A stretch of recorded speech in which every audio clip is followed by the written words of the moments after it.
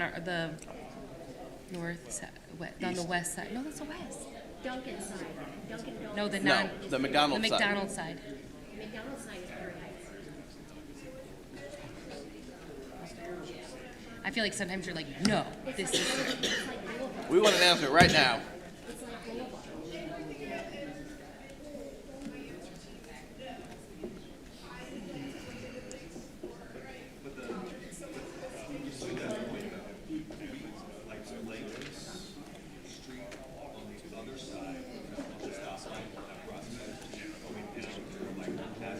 Yeah. That's none of that. It's not. This thing isn't working. This thing wasn't working. Oh, yeah. Could have done better high school. How are you? Oh, yeah. All right. Was it cold enough out there for you? It's all right.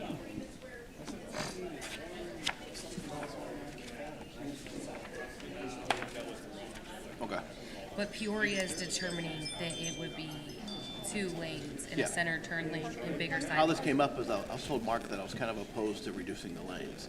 And he said that after Lake, both sides are going to that configuration because that's what Peoria does and it's under their jurisdiction. Why are you opposed to reducing the lanes? Well, I was before I talked to him. Now maybe I'm on the fence again. We'll talk. Okay.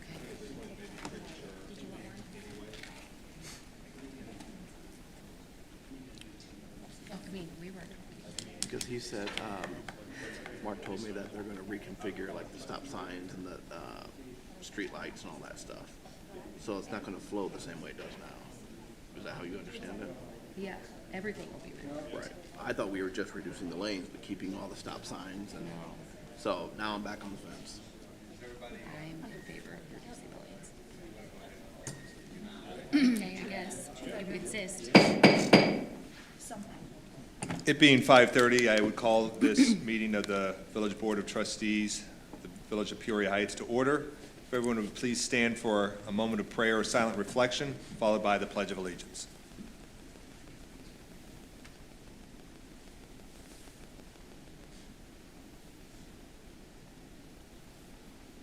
I pledge allegiance to the flag of the United States of America and to the republic for which it stands, one nation under God, indivisible, with liberty and justice for all. Clerk Turner, would you call the roll, please? Trustee Steinfeld? Present. Trustee Kazam? Trustee Simmons? Present. Trustee DeVore? Present. Trustee Weisenberg? Present. Trustee Reichert? Present. Thank you all for coming. We have a quorum. We'll move along to the approval of the minutes from the Board of Trustees meeting on October 7th, 2025. Do I have a motion? Second. I motion. Motion by Trustee Simmons. Do I have a second? Second. Seconded by Trustee Weisenberg. Any questions, concerns, compliments of Clerk Turner for a 3-hour meeting and capturing everything? Really nice job. Thank you, sir. Anything else to add? Hearing none, all those in favor, please say aye. Aye. All opposed? Motion carries.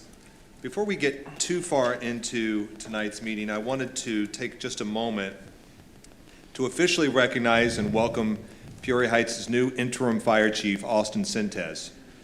Austin's appointment represents not just a transition in leadership, but a continuation of the strong tradition of service, integrity, professionalism that defines the Peoria Heights Fire Department. Chief Sintez steps into this role with the full confidence of those who came before him, and that carries a tremendous amount of meaning. Both former chiefs, Dan Decker as well as Tony Artis, personally recommended Austin as their successor. That's a rare and powerful endorsement. It speaks volumes about his character, his work ethic, and his ability to lead. Over the years, Austin has trained under both Chief Decker and Chief Artis, learning the best of what both brought to our community, from tactical excellence and operational leadership to compassion and community connection. He has absorbed those lessons and earned the respect of his fellow firefighters. I see some of those tonight, as well as the professionalism and quiet dedication to the job. As we look forward to our future, we can be confident that our fire department and the people of Peoria Heights are in capable hands. Chief Sintez embodies the same spirit and service that has long defined our department, a commitment to protecting life and property, to supporting his team, and to serving our residents with pride and honor. On behalf of the Village Board and this entire community, I want to extend my deepest thanks to both Chief Decker and Chief Artis for their years of service and mentorship to Chief Sintez. I wish Chief Sintez congratulations and welcome to this new chapter of your leadership. If Chief Sintez would join me at the podium along with Clerk Turner and Trustee Steinwedel, please.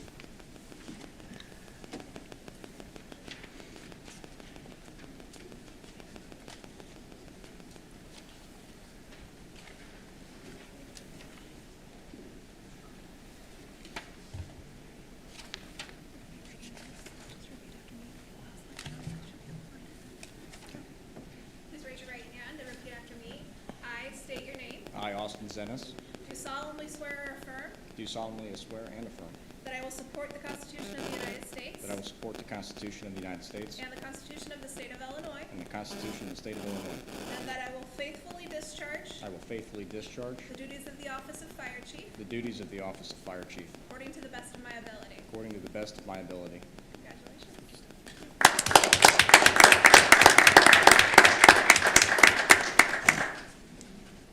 So Chief Sintez asked me to do this last night, and I said, don't you have anybody else to do this? But have a badge here that I'm going to pin on him, and that was quite the honor. So here goes nothing.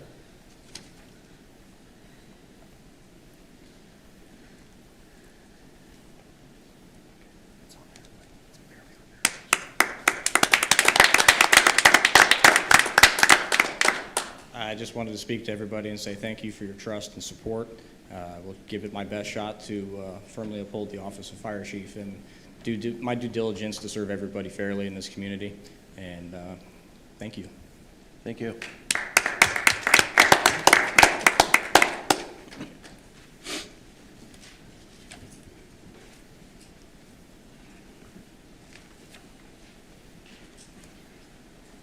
Okay. We'll now continue with comments from the audience for agenda items only. If you would, please come to the podium, give your name, address, and try to keep it to 5 minutes. Thank you. Hi, Jody Ford, 4004 North Illinois. I want to touch on the IML. In 2023, the IML introduced the Civility Pledge to encourage open, honest, and transparent communications among local officials. The goal is to restore civility. This also shapes the civic values of your constituents. Allow me to give some transparent communication from local officials, and I can provide all documentation of everything I'm about to say. From a person running for office, deliberate statements that were pushed on the Heights residents. We don't need Peoria Fire and all the BS that comes with them. I know Sutton is pushing the Peoria Fire Department hard. This needs the public's attention, which was a frame to put all the pressure on Mr. Sutton. I don't want to see us losing to Peoria. It's a slow process to annexation. Hopefully, being the administrator, if there are such shortcomings with the fire department, isn't that on him? Again, blame on Sutton. Peoria can't even live within their own means, and we're supposed to partner with them. Then once elected, Peoria's on the table. Some false statements to push that agenda even more, that we need 45 full-time firemen to meet the NFPA for our population. First off, the NFPA doesn't actually have standards unless you put them in your bylaws. Our population's 5,600.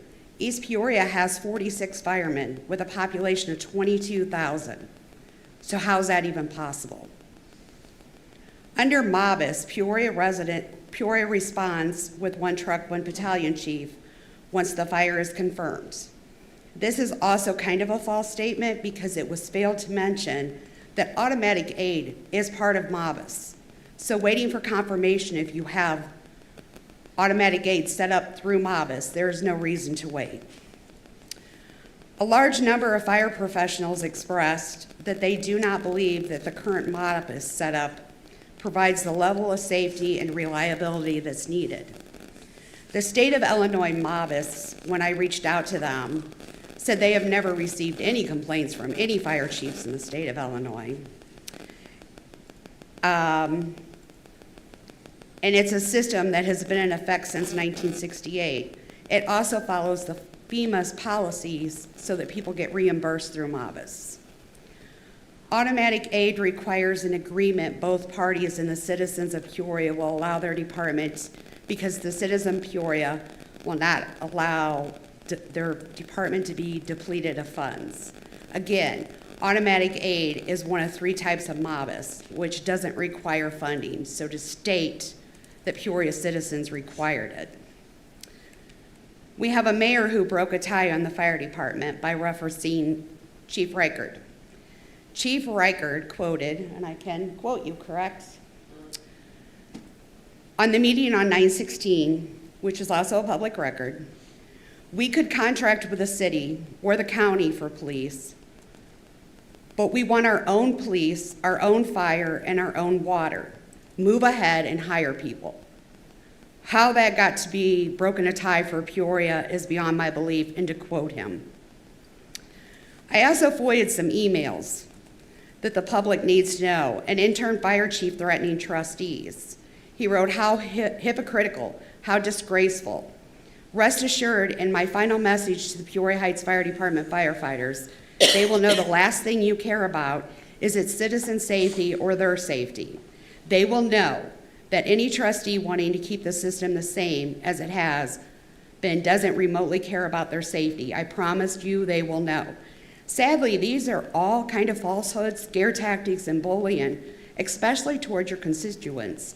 So I doubt you signing a piece of paper tonight changes any of this behavior. Okay, thank you. Any other questions or comments from the audience? Comments from the audience going once, twice. Comments are closed. We'll proceed to old business. Is there any old business to come before the board? Hearing none, we'll move along to the approval of the consent agenda. Do I have a motion to approve the consent agenda? Mayor, I would like to remove civility pledge and the municipal tax of 1% from the consent agenda, please. Okay, so you're removing the civility pledge and the municipal 1% tax. 1% please. tax. Okay. The only thing remaining is Resolution 2025-18. Is there anyone objecting to that? Would it I'm be sorry, ordinance what, 2025? 1777.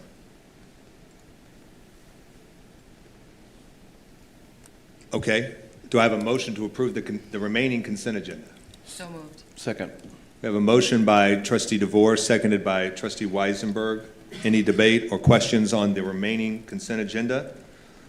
Hearing none, we'll have a roll call vote on that. Trustee Steinwaddle? Aye. Trustee Simmons? Aye. Trustee DeVore? Aye. Trustee Weisenberg? Aye. Trustee Reichert? Aye.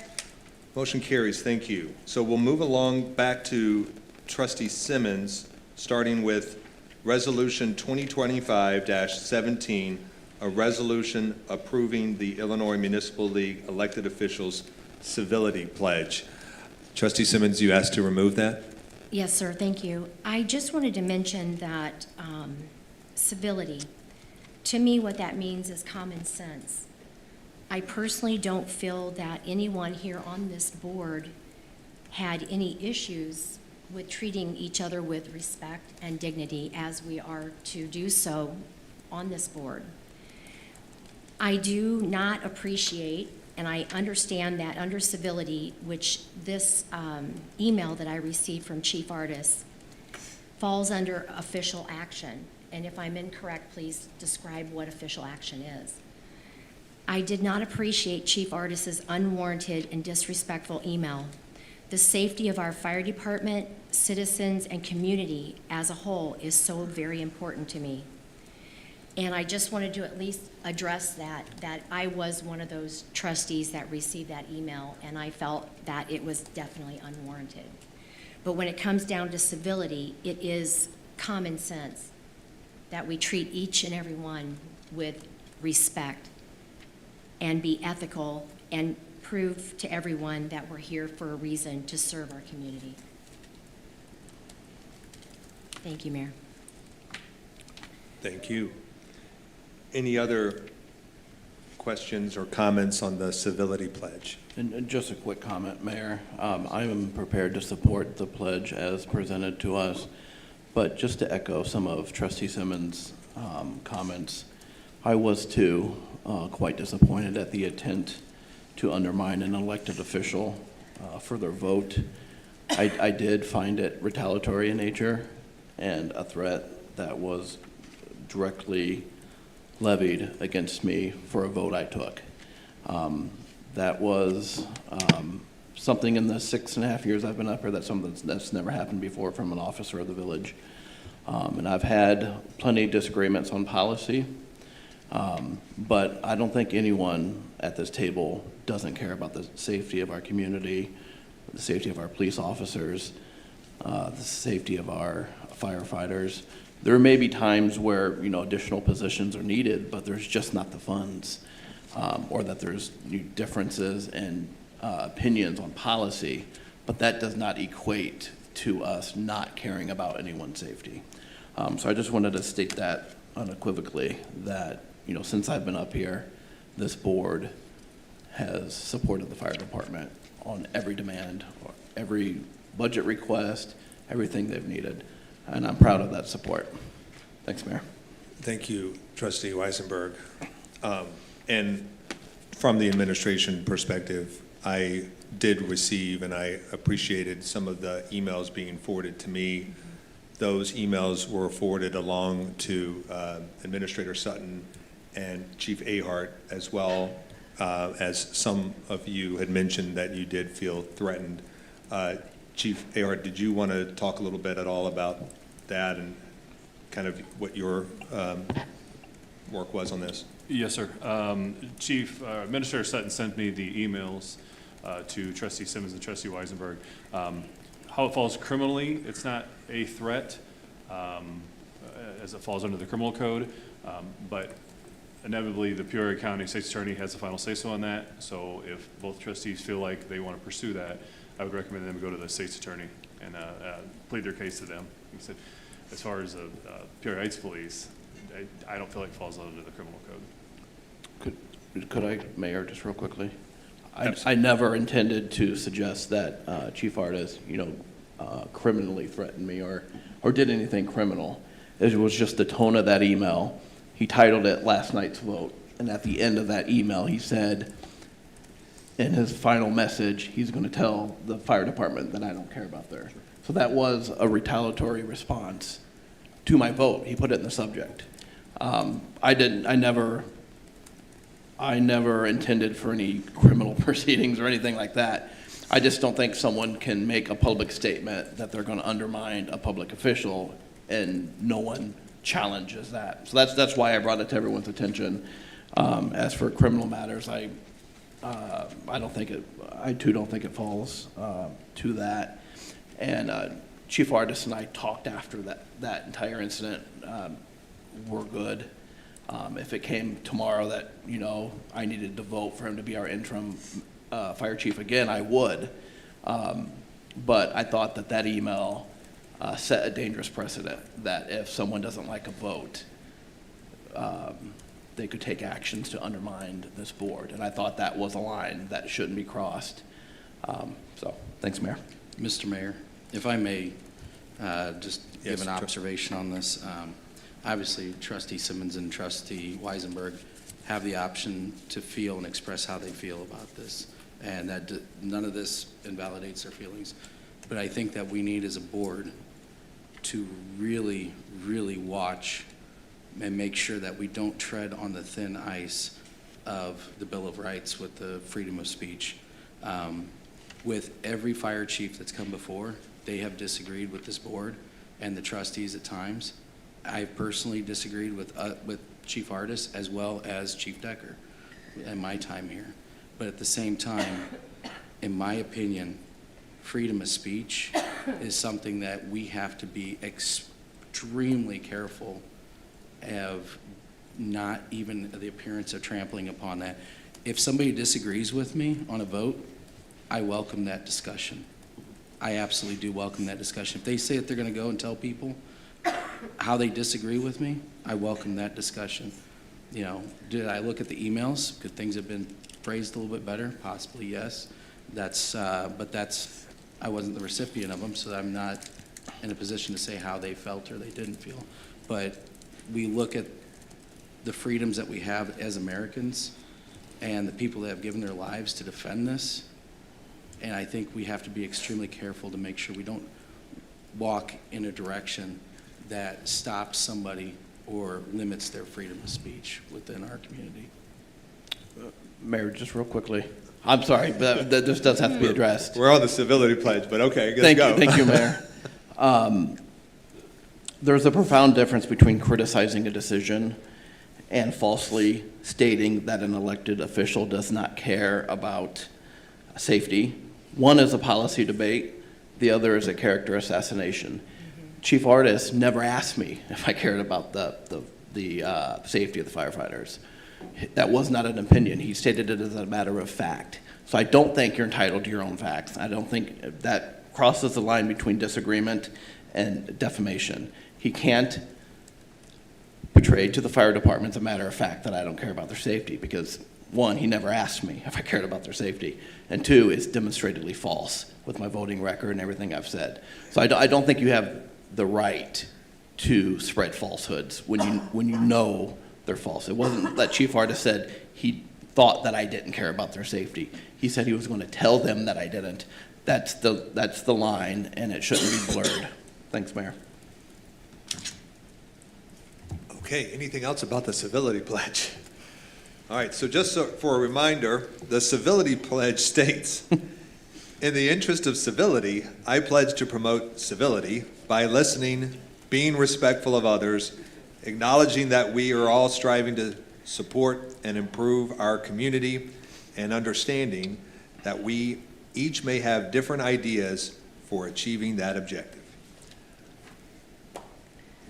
Any more debate? Okay. Madam Clerk, would you call the roll, please? Wait, do we need a motion?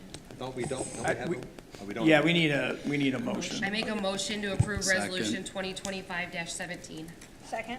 Okay, we have a motion by trustee DeVore, second by trustee Reichert. Okay. Clerk Turner, would you call the roll?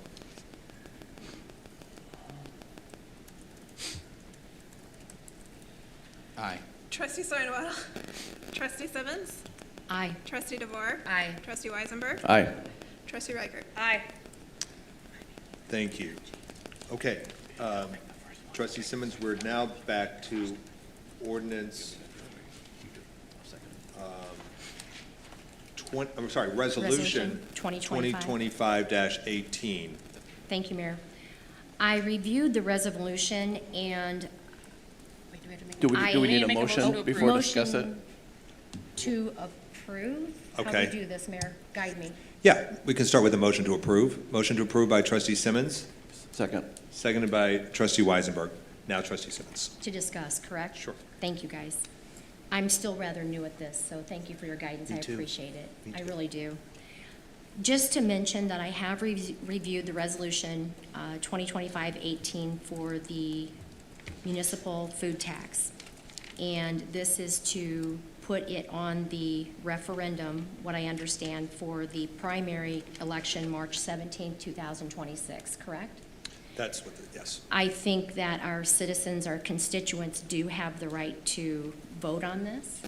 I am open to hear their opinion on this. There is one thing about the resolution that I would like to revise. The statement said originally in the resolution, shall the Village of Peoria Heights impose a 1% local grocery sales tax? Yes or no as an answer. I would like to remove the word impose to reestablish. So that note or that question on the referendum should state, shall the Village of Peoria Heights reestablish a 1% local grocery sales tax? Yes or no? Inquire, Mayor, because she made the original motion, does someone else have to move to amend, or can she move to amend? She can move to amend. Okay. I move to amend as stated Second. to, So the motion is to amend the question correct, from shall the Village of Peoria Heights impose a 1% local grocery sales tax to shall the Village of Peoria Heights reestablish a 1% local grocery tax? yes, That sir. motion is made by trustee Simmons and seconded by trustee Weisenberg. Can we have a little discussion on that? We can? Okay. I agree with you on the re-amend. I would like to add a little bit more language to make it a little clearer as to what this is and what this is not. And my proposal would be, shall the Village of Peoria Heights reestablish a 1% local grocery sales tax to replace the revenue previously provided by the state of Illinois' grocery tax, which the state is discontinuing in order to maintain the general fund that provides village services such as public safety, infrastructure, and community programs. Mayor, do we have to If- vote on her amendment first before we entertain a second amendment? We should, just for the Sure. sake of point of order, yeah, I do think if it's okay with you, trustee Steinwaddle, we'll debate this, but now we know kind of where you want to be on this motion. Sure. And we have where trustee Simmons and trustee Weisenberg have, so is that fair, counsel? That's absolutely right. Okay. If I have a question for council, would you like me to direct it towards you, or can I direct it to? You can- Okay, how many words are we allowed to have? You can write a book, Okay, but you need to consider the effectiveness. sure. Right. I think if you look into this, the longer the question, the more likely people just skip it. Yep. Sure. The And they won't goal vote is at to all, right? gain, information from the public, so the shorter and more to the point it is, the more likely people will vote. Okay, It's non-binding. sure. People know that, so they're like, that's not legal advice, that's just, technical. If the goal is to get as many people to answer that question, my recommendation would be to keep it relatively compact. Okay. Mayor, from a village standpoint, for this question to go on the ballot as a referendum, do you see the village doing any sort of education of the public about this referendum question prior to the vote? I don't think as far as what we would want to do, I don't think we want to put our thumb on the scale. Sure, at I don't all. want to do that either. I just didn't know, We can put something maybe on the website, that It's going to be on the referendum. that'll be on Yeah. that'll be on the ballot. And anybody that wants to canvass out there for that tax can do that on their own. If you want to canvass for the tax, then Right. you can. But I know that some people do put out mailers and things, but Yeah. I think at one point we really need to say, are we spending more on the mailers Right. to send out to educate people on where they are on the tax than we're going to make on the tax? Yeah. no, I just was curious, what your thought process was, not that I think we should send a mailer. Yeah, Yeah. No more I think, One of the things I would like to see, Mayor, sorry, did I cut you Go off? ahead. I apologize. No, you're fine. Is that, when it gets closer to the referendum, that we just post on Facebook, put it on the website, explaining what this is, that the state eliminated that tax. That would be a potential hit to our general fund, and this is the question to the voters, should we reestablish that? That's basically what I would like to see. Very neutral, just that the state eliminated it, it's a hit to our budget. This is yay or nay whether you want this tax back on your food. okay. So we need Yep. to vote on the amendment. So the question right now is the vote on the amendment. Now, just at home, and here listening, the original language on this, I just didn't pull this out of anywhere. This came from another community that had the same ballot question on their, so it went through their council. It went, so that's the reason it's worded as it is now. But I mean, reestablish makes, it is going away and we're reestablishing. Yeah, and regarding the Facebook post, I believe we made one recently about the grocery tax, and I thought it explained it pretty well. Yeah. So just making sure when it gets closer to vote time that we post that again. I think that's fine. And we're staying neutral. We're not persuading on any party to decide yes or no how to vote on this, and I thought reestablish would be a good word. Yeah, I think it sounds neutral to me. Okay.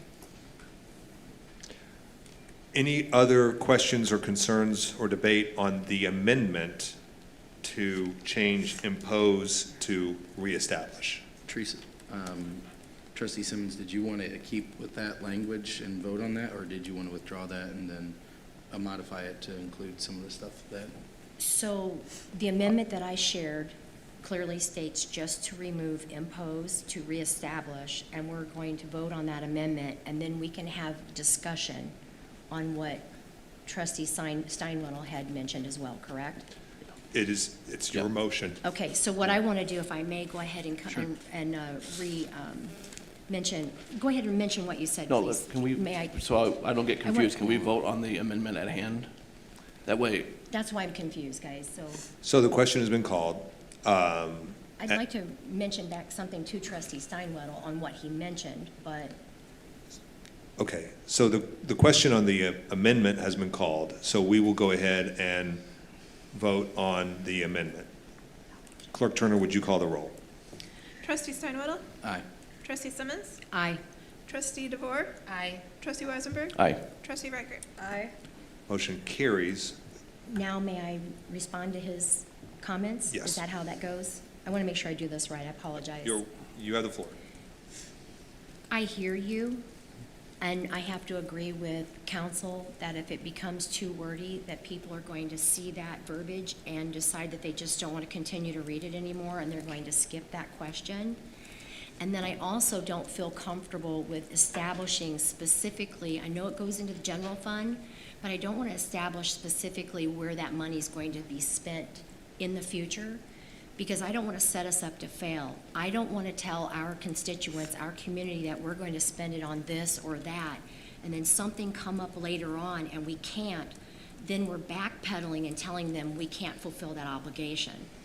So with that, I still would like to keep it as simple as absolutely possible moving forward to help us succeed in this process. And I also want to mention, Mayor, and correct me if I'm wrong, that once our constituents, when our registered voters come to vote on this referendum for the 1% tax, then it also is presented to a next meeting for us to vote if it is going to be changed or not. Is that correct? That's, for council, that is actually not correct. From what I understand, it is up to this board as to what they do with the opinion of the voters. So if it comes That's up. exactly- Is there another yeah. vote? It is after? completely non-binding. This is just information gathering. To You're let- using the election and the ballot Right, as a way to gather that information, but it's no different than if you did a great. Facebook, weigh in on this question for An us. opinion, right. It's no more binding than that. Right. So Well- basically, two of us would have to recommend that it goes back on the ballot, or back on the agenda to To vote. determine what we Okay. want to do with it. And then we would, if our community decides that yes, or I should say no, they don't want to apply the tax, then we have to have a vote to say we are going to go ahead? No. And- You don't have to ever have another vote, no matter what the result. But right now, it's on the table saying that we're applying the tax. Correct. And when we put it on the referendum, and if they vote no, it will automatically remove it, or we have No, to we put have a to vote. vote to It is move non-binding, so Got it. That's nothing what I'm understanding. automatically happens. If I the don't mean to board dissect it. wants to view those results Right. and change its position, it can, but it is non-binding on the not referendum. required to. Okay. And I think it's important to understand, this is not the only avenue for gathering information from your constituents. Right. It's an obvious one, and, people vote, so if you put it on the ballot, that's an official, result. But it's not exclusive to asking people to weigh in on the website. There's any number of different ways you can get information and feedback from your constituents. This doesn't prevent other mechanisms at the same time. Thank you. I appreciate that. Sorry to dissect it. I just want to make sure moving forward where we are. Great question. So, thank you. I would like to make an amendment to change the language on this. Okay, your language? Is that a motion? Yes. Yes. Motion to change the language Yes. to. Yeah, would you like me to read it? Yeah, Okay, I think, go I ahead. think. Oh, do we need a Shall second? the Village of Mayor? Peoria He has to Heights, say what it is first. He's okay. making a motion for what Okay. it's gonna be. Shall the Village of Peoria Heights reestablish a 1% local grocery sales tax to replace the revenue previously provided by the state of Illinois' grocery tax, which the state is discontinuing, in order to maintain the general fund that provides village services such as public safety and infrastructure? Okay, we have a motion on the floor. Is there a second?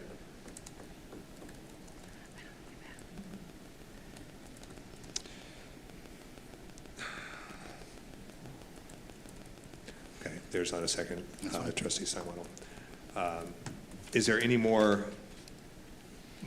questions or concerns or comments on the amended as-is Resolution 2025-18? Just a general comment that we've been talking since 2019 about putting, something to the voters on a ballot. So I'm glad we finally got to do it. can finally I feel agree. like we've moved to phase 2. No, I'm looking forward to casting that vote. Thanks, Mayor. Okay. Hearing no more questions or comments, Clerk Turner, would you call the roll? This is on Resolution 2025-18 as amended. Trustee Steinwedel, Aye. Trustee Simmons, Aye. Trustee DeVore, Aye. Trustee Weisenberg, Aye. Trustee Reichert. Aye. The motion carries. Thank you. Good debate. So we are now through with the consent agenda, 35 minutes in. So let's go down to Trustee Reichert, approval of Hanson Design for Prospect Road. Trustee Reichert? All right, I make a motion to approve Hanson's design for Prospect Road. Second. We have a motion by Trustee Reichert, second by Trustee DeVore. Trustee Reichert. So we received last week a nice presentation from Hanson with a couple of different design options. I will say I am actually against going down to 2 lanes, but of the designs of lesser two evils, I definitely don't want a bike lane. So I know I want to discuss it with everybody, but I know a lot of the people that have talked to me don't want to go down to 2 lanes and kind of clutter up. It's a very busy roadway there, especially with the businesses. But I do understand why we are doing it. Like, we need more room for the patrons and things. So I definitely, the lesser of 2 evils is to not have the bike lane in there, to try to create the roadway, create the space, kind of meet in the middle a little bit, so. Second. Alternate two. Good. Yeah, Second. Did we get a second? yeah, she seconded. I did. Oh, did Yeah. I'm asleep at the wheel. Okay.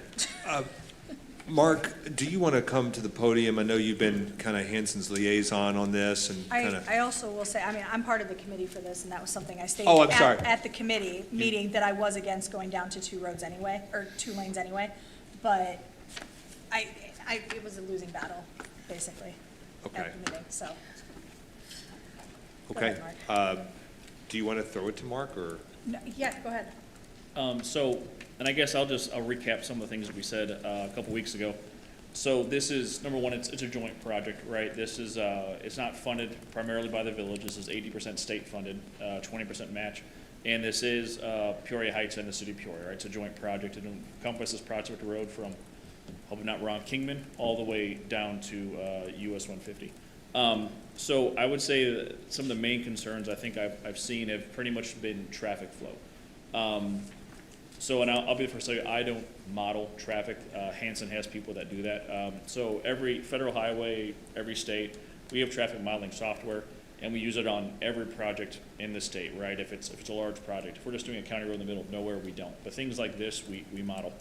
And so that is a state-approved modeling software that kind of shows you the differences. Hey, if we go to 2 lanes, if we keep it like this, how do things change?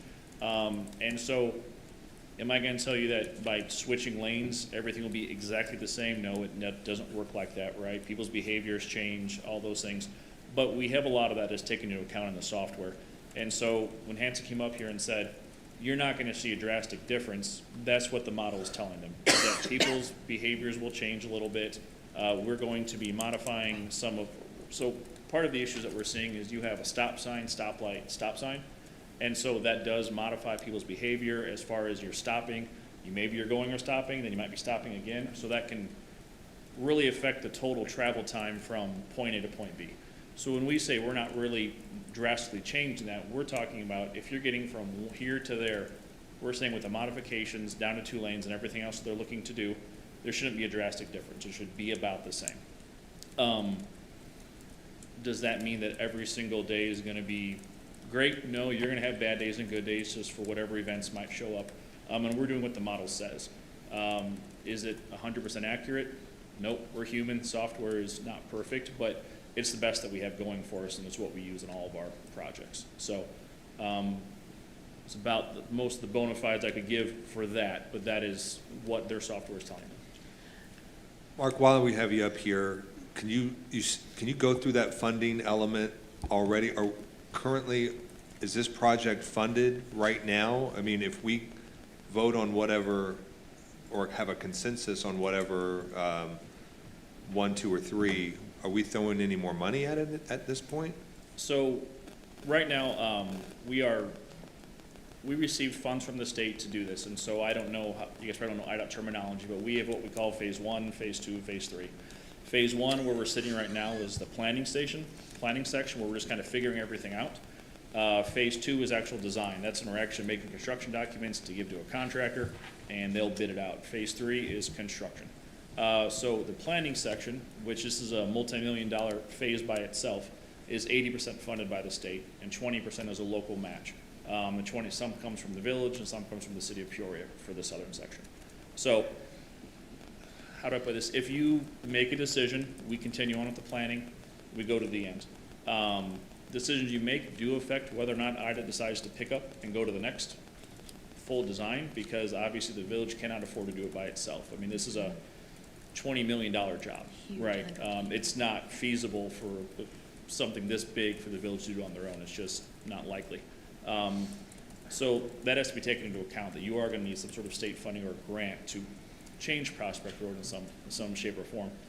If you decide to, well, we're not going to do anything with the state, we're going to do it on our own, then you're back to city funds or village funds, and it would just probably be a resurfacing job. If you do a resurfacing job, you have to bring everything up to ADA compliance. That's still a state law. You have to do it, federal law actually. So there's some moving parts here. So your decisions do have ramifications where you decide to go.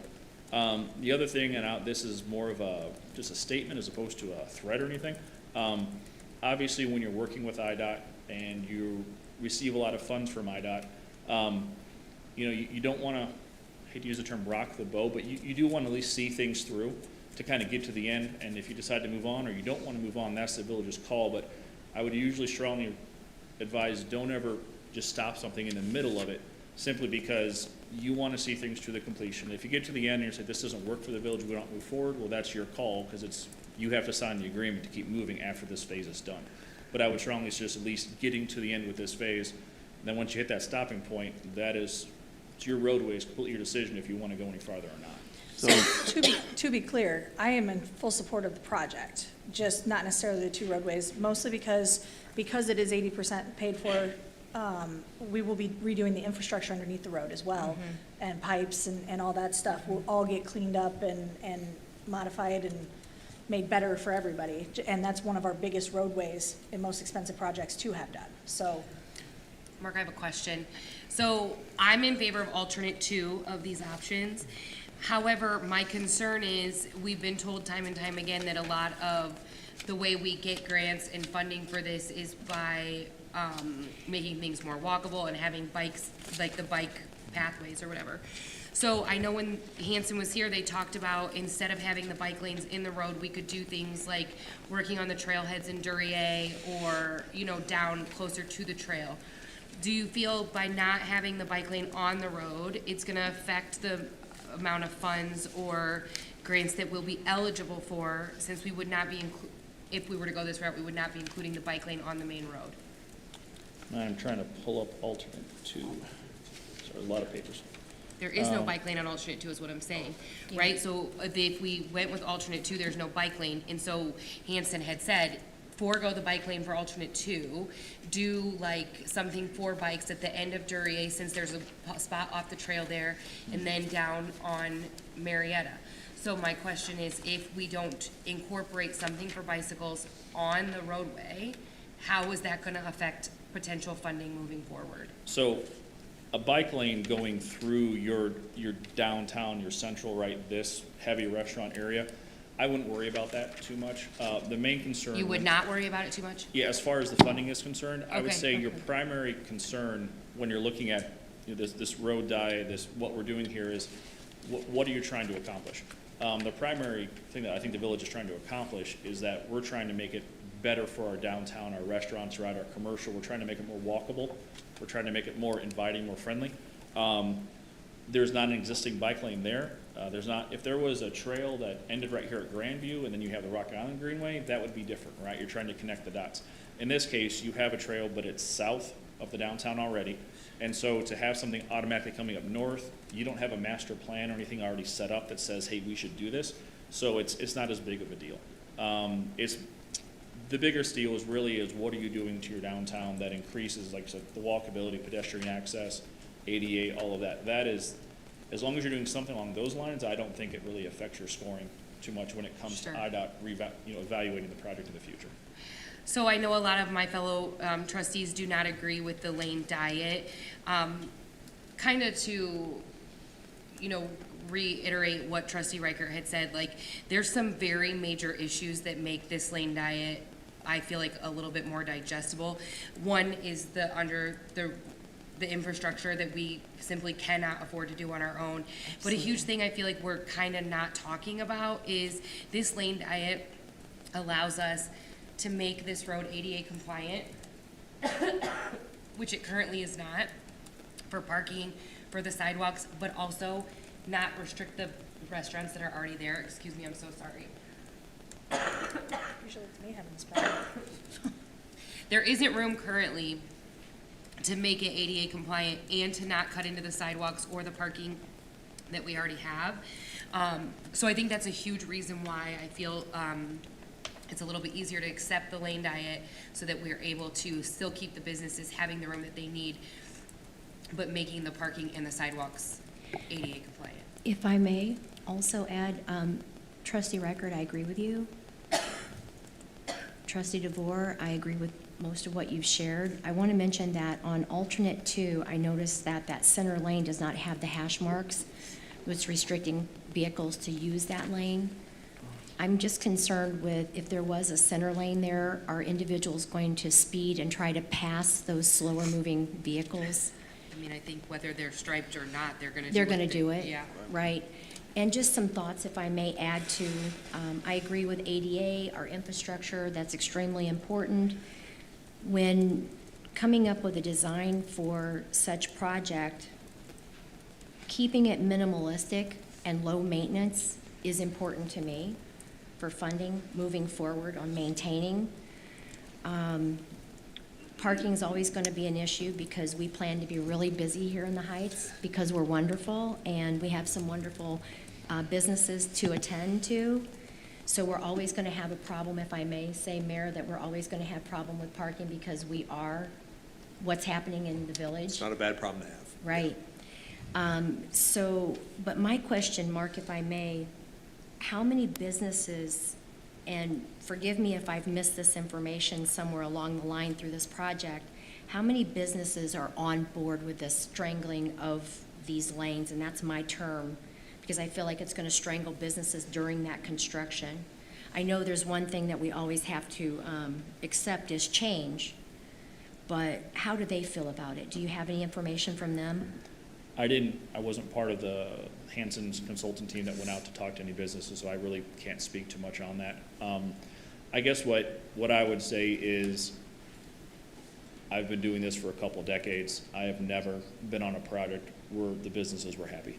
And I hate to say that, but it's true, right? Whenever you're into construction, they take a revenue hit because you're taking away their sidewalks for a while, you're making it hard for people to get there. The worst thing for any business, especially retail, commercial, something like that, is to put construction in front of their doorway, right? And I've done this in the Chicago area, Peoria area, where I live. I mean, it's just life. And it's going to be painful for them during this process. Yeah.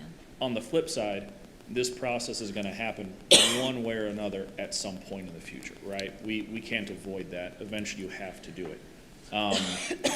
And when there actually is change, if you don't do the lane diet, which is your road, your choice, there will still be mandated changes. Hanson talked about it. There's not currently ADA access to all the Right. businesses. Whenever when you start changing a road and doing a full resurfacing, you have to start implementing all of these ADA restrictions. And the smaller amount of room you have, the more weird it gets, right? You're going to have to come in and out of things. You're going to have where they want to put chairs, they can't because that's going to be a ramp with a handrail. All of these things start to come up, and that's state federal law whenever you actually do that project. Well, They also, I'm sorry, if I may, they also talked about bumping out the curbs Mm-hmm. on the corners. I mean, having our community accessible is very important. We'll be getting rid of the dumpster dining motif. Yeah, Yeah, so that'll part go. of this would be the parklets would go away, and all the dining would be restricted to the widened sidewalk areas. And I just want to also bring point to other areas in our communities. What happened down there on Bradley when they did the construction down there, and Avani's was one of the longest running businesses in our community, and it's no longer there. So I know what happened to those businesses. When trustees spoke about the bicycle lane, I personally am not a favor of it.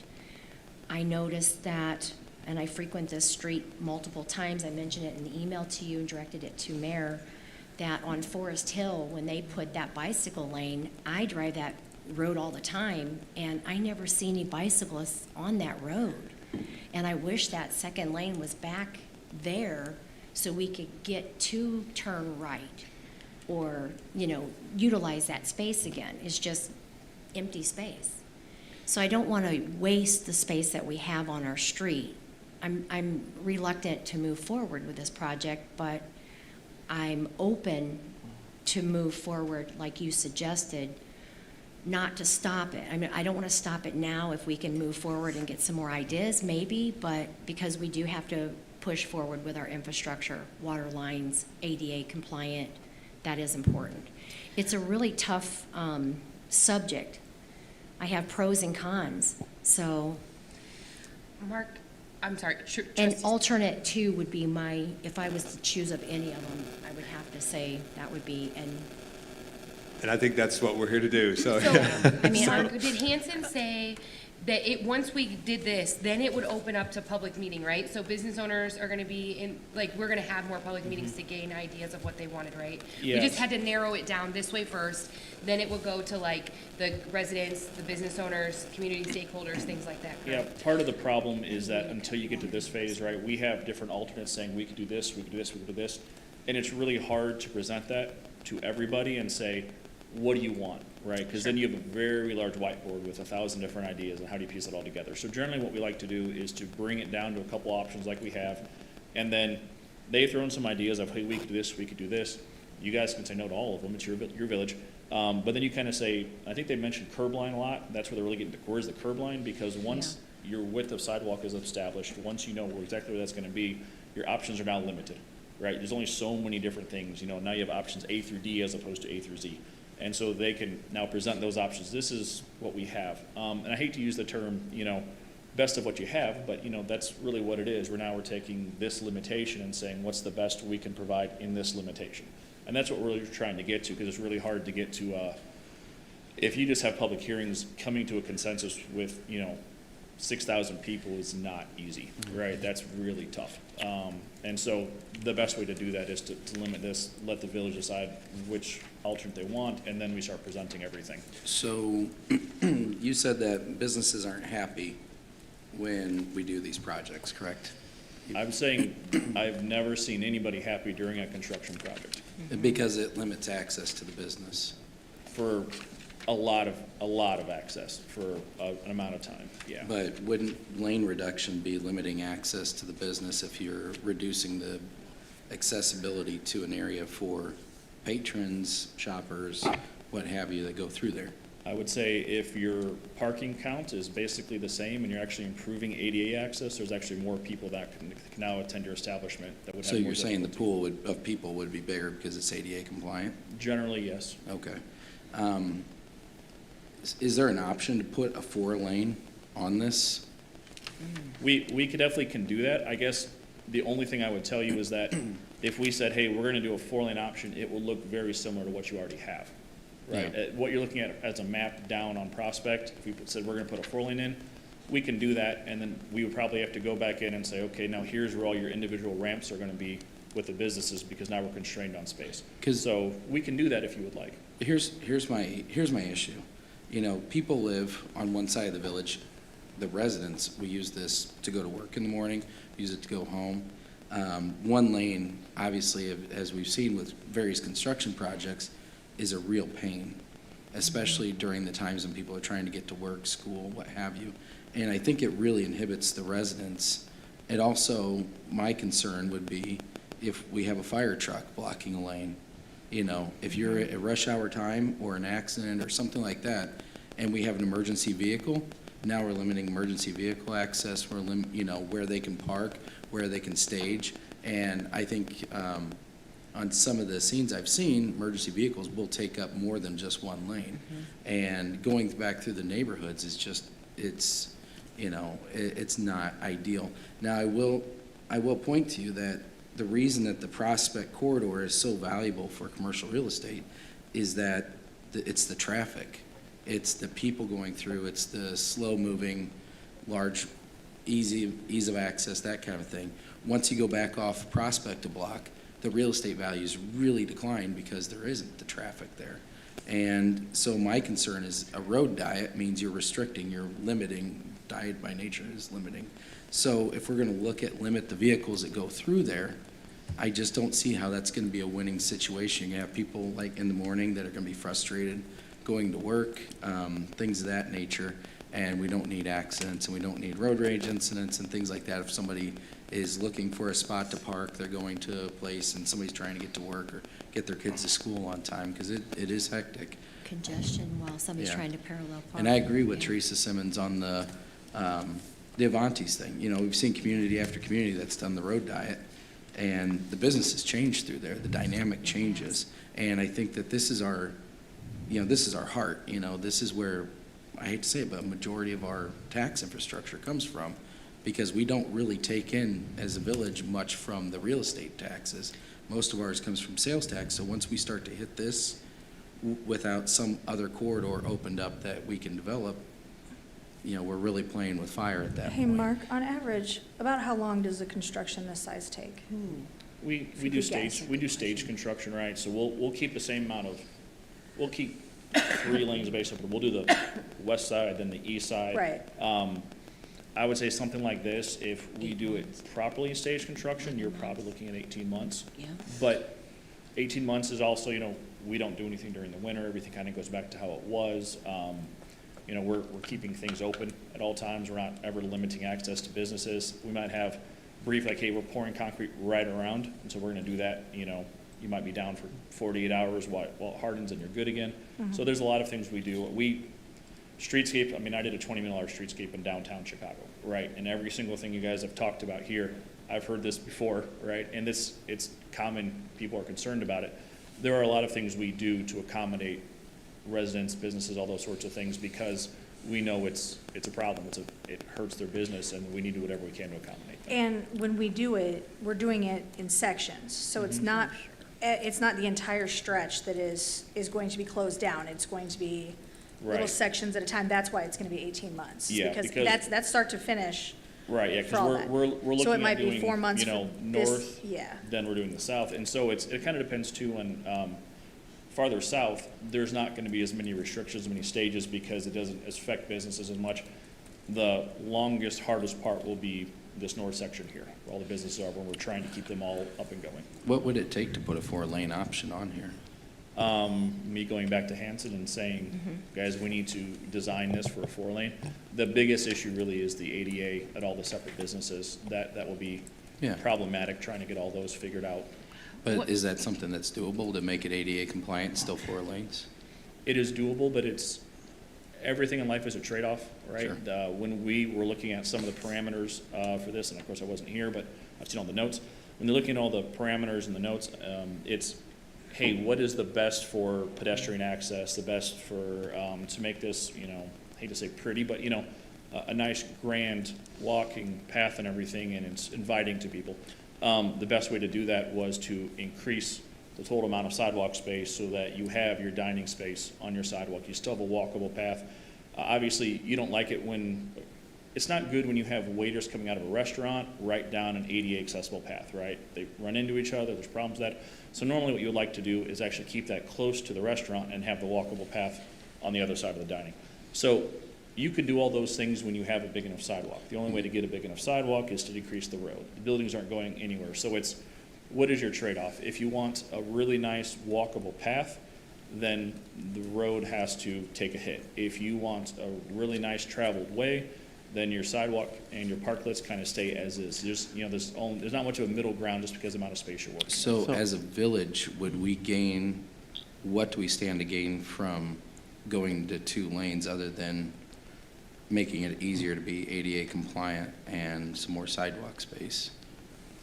I would say you're going to have a refreshed downtown streetscape that's $20 million that Sure. you guys couldn't afford to do on your own. It's probably Oh. the best way to put that. One And it's thing gonna I be more will, walkable though, too. yeah, Mr. Mayor, I would like to say one thing, though. We do have a very successful downtown We do. location right Yeah. now. And I appreciate you saying that. And so all of us like to, I'd like to wrap this up. I think all of us have had the chance to speak. I haven't, Mayor. Okay. I held it, but I Okay, got okay. quick comments. All right. So alternate 2 is the best option for increasing ADA compliance, correct? I would say, so alternate 2 or 3, pass lane or turn lane, they're pretty similar. Okay. Right? That's just striping. So, since getting elected in 2019, I've had a lot of people come up and tell me that are wheelchair-bound, that they cannot get through downtown Peoria Heights when dining is going on. Try getting a wheelchair through there when there's people out there eating. You can't. Sometimes you can't even walk. Sometimes you can't even walk. So, if we're going to ensure that, our elderly, our disabled patrons can also enjoy a good meal, I mean, we have to do something with the ADA compliance. And I don't think it's possible to do without reducing the streets, because the buildings aren't going anywhere. So I don't know how we make it so that someone who's wheelchair-bound can stroll through downtown Peoria Heights without reducing the streets. The only option, which we don't put it on this because we thought it was insane, would be to get rid of all of your parking spots. Right, well, that's, Not even an option. so, Do we all gasp at the yeah, same time? when there you are, said that? there are several residents that live in Peoria Heights who have complained to me that they cannot enjoy their downtown Sure. because they cannot get their wheelchair. I've received those comments as Yeah, well. so that's, so if we didn't go with the 2-lane model, is there any risk to funding? Like, do they have a preference for the 2-lane versus the 4-lane? The funding for this phase, you already have, it's already in writing. This phase would complete, no matter what. Okay. Right, Future we would get to funding. the end. Future funding, design and construction, I mean, I'm not gonna say it wouldn't happen, but I'm gonna say that everything is scored. Right. And if you're doing a 4-lane road, which is basically just resurfacing, that would be more likely, well, if you guys that's more of a maintenance project, right? That Yeah. it seems more likely that the village would be. And when the state looks at this, if we're trying to improve access to disabled, elderly, and that It they helps. look at that favorably. Yes. Okay. And one thing I will say, and I want to be careful, and I'm not subscribing that this would happen, but we have a very good, from the Village of Peoria Heights has a very good reputation with our grant partners that we don't want to risk. You know, we've been very, like, I've had other mayors and people say, how in the world are you so successful over there? And so we have been abnormally successful at getting lots of funding. And historically, I've been opposed to reducing the lanes, We've but, talked. you know, but then I've also had constituents who have come to me and say, you know, this robs them of the dignity to be able to go out to dinner because they can't get out of their cars, there's no ADA compliance, so they can't get a haircut. So if I have to be a little inconvenienced, so that, you know, our elders or someone that's wheelchair bound can enjoy dinner or, you know, be able to move on Prospect, yeah. Okay. So I just want to clarify, I'm in complete agreement with Trustee Weisenberg, but what you're telling us is that can we be ADA compliant and have 4 lanes? I think we can, right? But then we're gonna lose then you're gonna lose the dining or you lose the parking, right? Because that's the thing, something has to give up. So if we don't give up, if we keep the 4 lanes, we have to be ADA compliant, but then you're going to bottleneck the businesses from being able to have outdoor dining. Sure. Or we continue to like basically use the parking spots for more of the container dining. Like there isn't room to do all the things with the new ADA compliance. Also, I know, Mayor, you're wanting to move on. One quick thing I want to point out is that this board has been very influential in utilizing BDD funds to help support the businesses during rough times. Yeah. We currently do have a little nest egg there that during this process, we have the opportunity to maybe help some of the businesses if that's the route that this board chooses to go. During the construction time, and between now and the time when that actually happens, it could grow substantially between now and then too as well. So I think we are looking at it in a point where it's like beneficial to the businesses all around. Yeah, and the businesses are paying that tax Correct. right now. So, I mean, this is not coming from our residents. Businesses are paying into that BDD fund potentially like as a social security, you know, that they Right. could potentially come back for. So something to think about. But any other comments or questions for Mark? Do we have to decide on Yeah, so we have to tonight? discuss that. Do we want to wait for Trustee Kazam? I mean, she's head of economic development. I mean, So Mark sent out I don't know if everyone received it. Mark sent out a email to everyone, which I was CC'd on, the folks that responded. Trustee Kazam echoed what Trustee DeVore has stated, but I don't want to speak for her, but that's what her email said. So basically, if we approve tonight, but do we have to determine which one we're approving, right? Because right on the agenda, it says approval for Hanson Design for Prospect Road. I think that's what they're wanting us to approve 1, 2, or 3, or. Okay, I mean, I so. guess I would say if, the big thing is, truthfully, it's, are we doing road diet or not road diet, right? If you're doing the road diet, the curb line is pretty much the same for 2 and 3.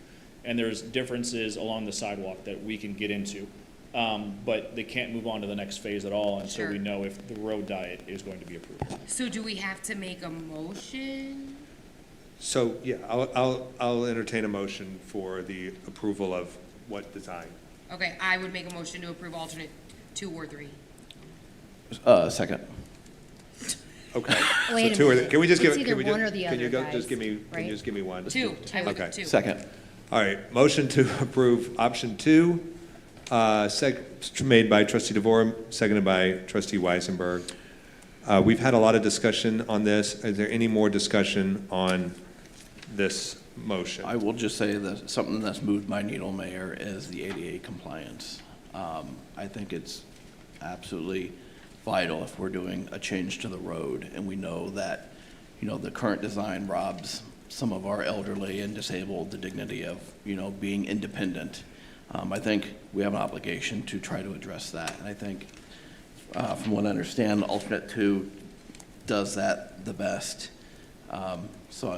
Because of the ADA, increases in ADA ability, I'm in favor of alternate 2. Thank And you, our Trustee. infrastructure as well. Well, so that was one thing I would charge the committee as well, is that we time it just like we do on what we're doing on Route 29. Right. When we open up that road, we make sure we hit everything so we don't have to reopen it again. So Yeah. that would be the challenge. Okay, hearing no more comments or questions, Clerk Turner, would you call the roll? All right, Trustee DeVore and Trustee Weisenberg, I'm just clarifying for the record, you are making a motion and seconding a motion to approve Hanson Prospect Road Design Alternate 2 Center Turn Lane option. Is that correct? Correct. All right. Trustee Steinwaddle? Aye. Trustee Simmons? Aye. Trustee DeVore? Aye. Trustee Weisenberg? Aye. Trustee Reichert? Aye. Motion carries. Thank you all very much. Moving down to our third thing on new business, ordinance 2025-1775, an ordinance amending Title III, Chapter 4 of the Village Code for the purpose of establishing fees for fire department lift assist services to assisted living and nursing home facilities. Trustee Steinway. I'll make a motion. I'll second. Okay, we have a motion by Steinwaddle, seconded by Trustee Simmons. Trustee Steinwaddle. You know, one of the things I understand the point behind this is to look at this and say, we're going to go ahead and charge lift assist fees to nursing homes once we have a certain amount of calls. And I'll be honest with you, we've had, to nursing homes, we've had 0 lift assist in the last 6 months, according to Chief Sentes, at nursing facilities. This is one of those, I think we're starting to break some ground here where we're starting to charge fees for services. And I know that we would be invoicing the nursing homes, but at the same time, if it ever did become an issue, we would address it then. But at the same time, this cost would be passed on to the assisted living, the people living there. And I do have an issue with somebody that's worked their entire lives, been a productive member of society, and they've hit that time in their life where they do need to go into assisted living, and then we start to charge, even bring up the option of charging them for a lift assist when they do fall. I understand nursing homes. I don't really know tons about them, but I do understand nursing homes have a higher level of care. They do tend to do their own lifts and things like that, and the nurses there will call us when needed. But I just don't see the point in imposing a fee for something that we don't have a need for at this point on the lift assist side. Chief Sentes, in the past, we have been told that a lot of majority of our calls during the day are lift assist down below the hill. You have anything to say about? So tonight's data was strictly just over the last 6 months. Okay. Both nursing homes, if we look at the big picture in a year time frame, they run about 30% of the calls to those 2 locations.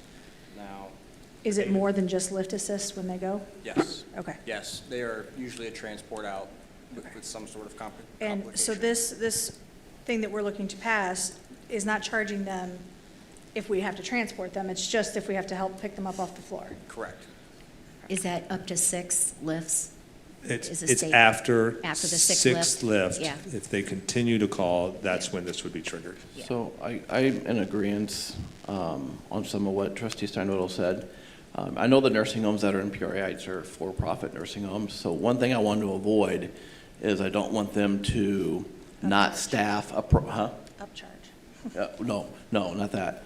But I don't want them to not staff, thinking, if we need lift assistance, we can just call the fire department and get free help instead of having enough staff paying enough people to be able to lift their own people off the floor. So I don't want to subsidize a for-profit nursing home for not having the staffing level they need to be able to pick someone off the ground. And I don't know if that's happening. If the majority of them are actually transporting to the hospital, then maybe it's not. But I just don't want them to think that they can just call, instead of having 2 CNAs on shift that night, they can have one. And if they get in trouble, then they're calling the fire department for lift assistance. I don't want to subsidize that business. So I would be okay deferring this. I mean, if it's not a huge issue. I would just like some more information. Yeah. Like, what kind of revenue would this turn by charging them? Like, is it The even way that worth? it's wrote now, nothing. Yeah, so I'd like a little more information on this, I think, before. Do you want to defer it to? I would second the deferment. Well, I talked to Chief Sentes originally, and we had an idea of doing a 6-month study on a lot of this fire department stuff that's coming up. Looking at what, doing a little bit more documentation, a little bit more in depth, and seeing what is actually, look at the actual data, and then we can make a more informed decision. And I agree with you, Trustee Weisenberg, and there's two sides of that coin. I mean, I also don't want one CNA not wanting to call when somebody's fallen and they sit on the floor all night, or they call their buddy to come pick them up. And I personally just have a hard time doing anything that starts a slippery slope that we could go down where, we start to look at, hey, how can we charge nursing homes for our services for the people that are there? And, they're helpless, that's why they're there. So Trustee Steinwaddle, could you and Chief Sentes work on that though? And let's do Yes. follow up in 6 months with data that you've collected, specifically on what we're going to the nursing homes for, are they lift assist, things like that, so that we do have a little bit more data collected. And what is the cost Absolutely. for us to respond to such call? Yeah. Absolutely. I mean, my recommendation on this, and talking to Chief Sentes, would be to table this for right now, and just in 6 months come back with a report and generate this report and provide it to the board. I'll second her defer, Yeah, but I make a we need to motion to come up with a defer. date. I know on when you wanna tables bring this typically don't, back you up. put it on the table and then bring it back off, or defer is a later date. Defer it. Means you gotta pick a Defer, date. you'll have a time frame to bring it back up. It's guaranteed. Okay. Tabling, it sits on the table until you take it off. So someone, Then I'll make a motion to table it. how about we second defer that. for 6 months? Oh, you want to defer? Yeah, Well- just so we don't lose Okay, sight. Okay. so I hear a motion to defer for 6 months, made by Second. Trustee Weisenberg, seconded by Trustee Simmons. Yeah. Is there any questions or comments on the deferral 6 for 6 months. months? I don't have an issue with that. I just want to make sure that if we end up voting no in 6 months, we still have the option we can still put this back on the agenda Yeah, 2 years from absolutely. now. On the- Okay. yeah. Because if it does become an issue, then yeah, That's like absolutely the we'll 1% address it. tax. Yeah. Yeah, but, Yeah. okay. That's fair. Okay, so hearing that, we'll call the roll. Trustee Steinwaddle? Aye. Trustee Simmons? Aye. Trustee DeVore? Aye. Trustee Weisenberg? Aye. Trustee Reichert? Aye. Okay, we're now down to the approval, oh, what? No, we're Ordinance 1776. just there? Okay, yeah. Approval of 2025-1776, an ordinance amending Title III, Chapter 4 of the Village Code establishing non-resident charges for firefighting services. Trustee Steinwaddle. I'll make a motion. Second. Okay, so your motion is to approve. My motion is to discuss this, I guess, so. We have to make Yeah, yeah, motion approved. Okay. Trustee Steinwaddle, we have a motion to approve and then seconded by Trustee Weisenberg. Trustee Steinwaddle. I look at this and I look at this and say, okay, there's some kind of vague areas on this, such as permanent resident, somebody that permanently resides within the village. We get a lot of travel tenants through here, travel nurses, things of that nature that reside here for 3 months, 6 months, 9 months, a year. To say that they permanently reside here, I think that's a questionable thing. I also think it's going down a fairly steep slope when we start to charge people that come here to patronize our village and to enjoy what we have here when they're in their toughest time. I understand that there are some criteria that municipalities around here do charge for. And I know money is, we need money to run the village.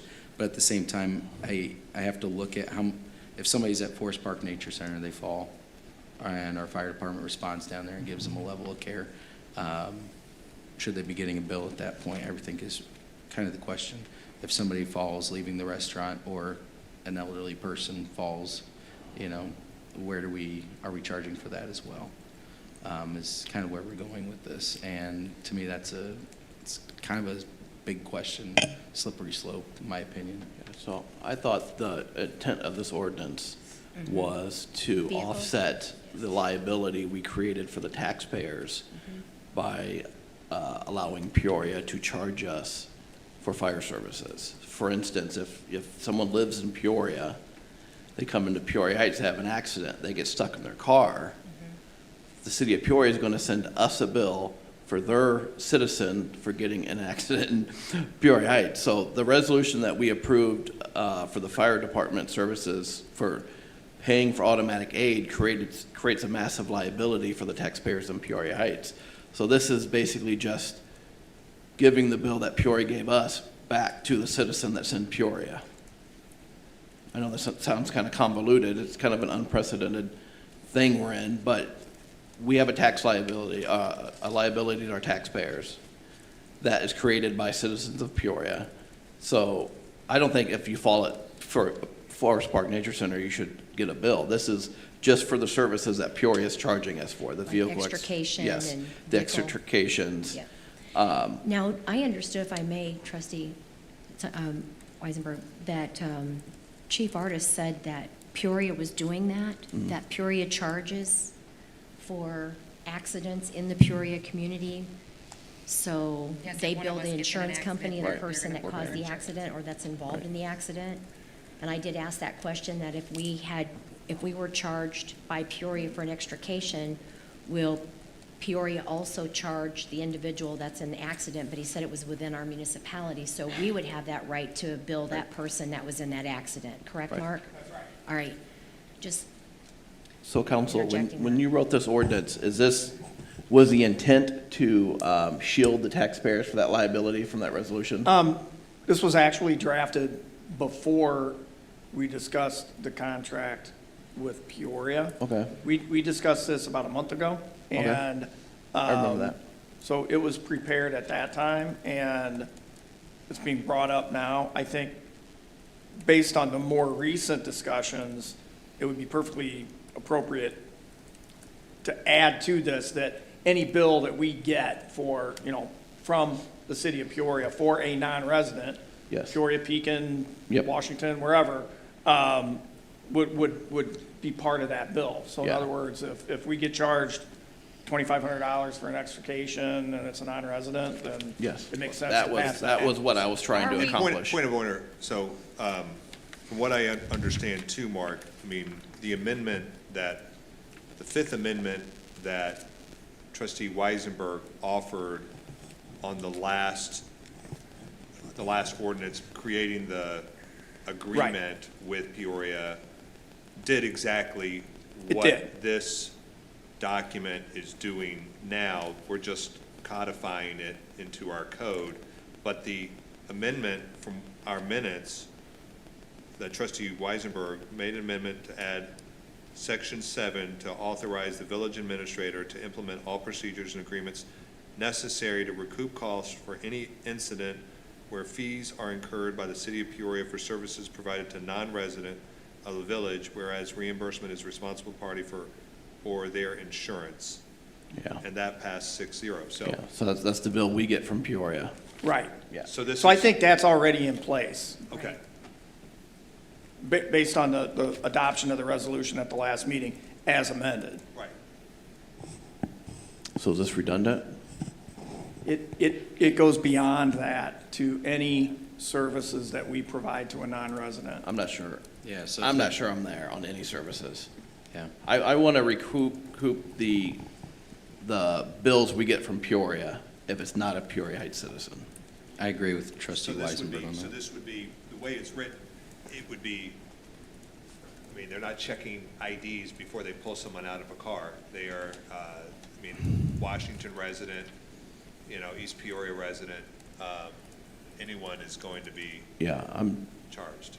So can we also defer. this and still collect more information. Let's see the number of, I don't know if Trustee Steinwaddle or Chief said this, is it too much to figure out, like, what are the calls, what calls are Peoria charging us for, like, figuring it out, like, where were you at with all that? Yes, I talked to Chief Sentes before this, and I asked him, do you have any records of who's resident, who's non-resident? They do not. And I think the question of, is it possible, is that something that, Chief Sentes, that you would be comfortable with doing over the next 6 months? Something we can track. Again, it's going to take time to get this data all put together. And I think You have to grab the mic there. it's just something that's going to take time to do the study and get you guys the accurate information you're looking for. We can obviously focus on, once we have the literature done with the Peoria deal, and focus on that stuff. There are some other options as well, but I think the main of it would be for insurance purposes, right? So, Mayor, just so I'm a little confused. So we already have the protection for the taxpayers on the bills we get from Peoria. This is above and beyond that we're waiting for. That's right. yes. Okay. And a comment was made that how do we know where they live? Like Peoria's got to know because they're sending bills. So that information's collected at some point during the accident. Is that correct? So typically, we collect all patient care when we're the primary care provider. Okay. In a medical call, execution, stuff like that, we can create a form, we can collect insurance. Okay. Collect, Yep. So they basically need to get a keep copy of track your of ID it. on those, Okay.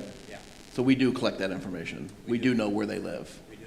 Okay. When it's a medical call that we're the primary care provider for, and then do like the transfer, Extra. transporters. Okay. And also the vehicle extrication. Vehicle extrication. They're going to go to medical anyway, so yeah. Right. Okay. Okay. Yeah, if there's a vehicle extrication, the police report would be involved in So- that. That's So what I'm hearing is a consensus to defer this for further study? I With the- second to yeah. refer. The above Yeah. and beyond the Peoria bills, yes. Yes. Okay. Okay, so defer again for that 6 months, is that what I understood? Yes. Second.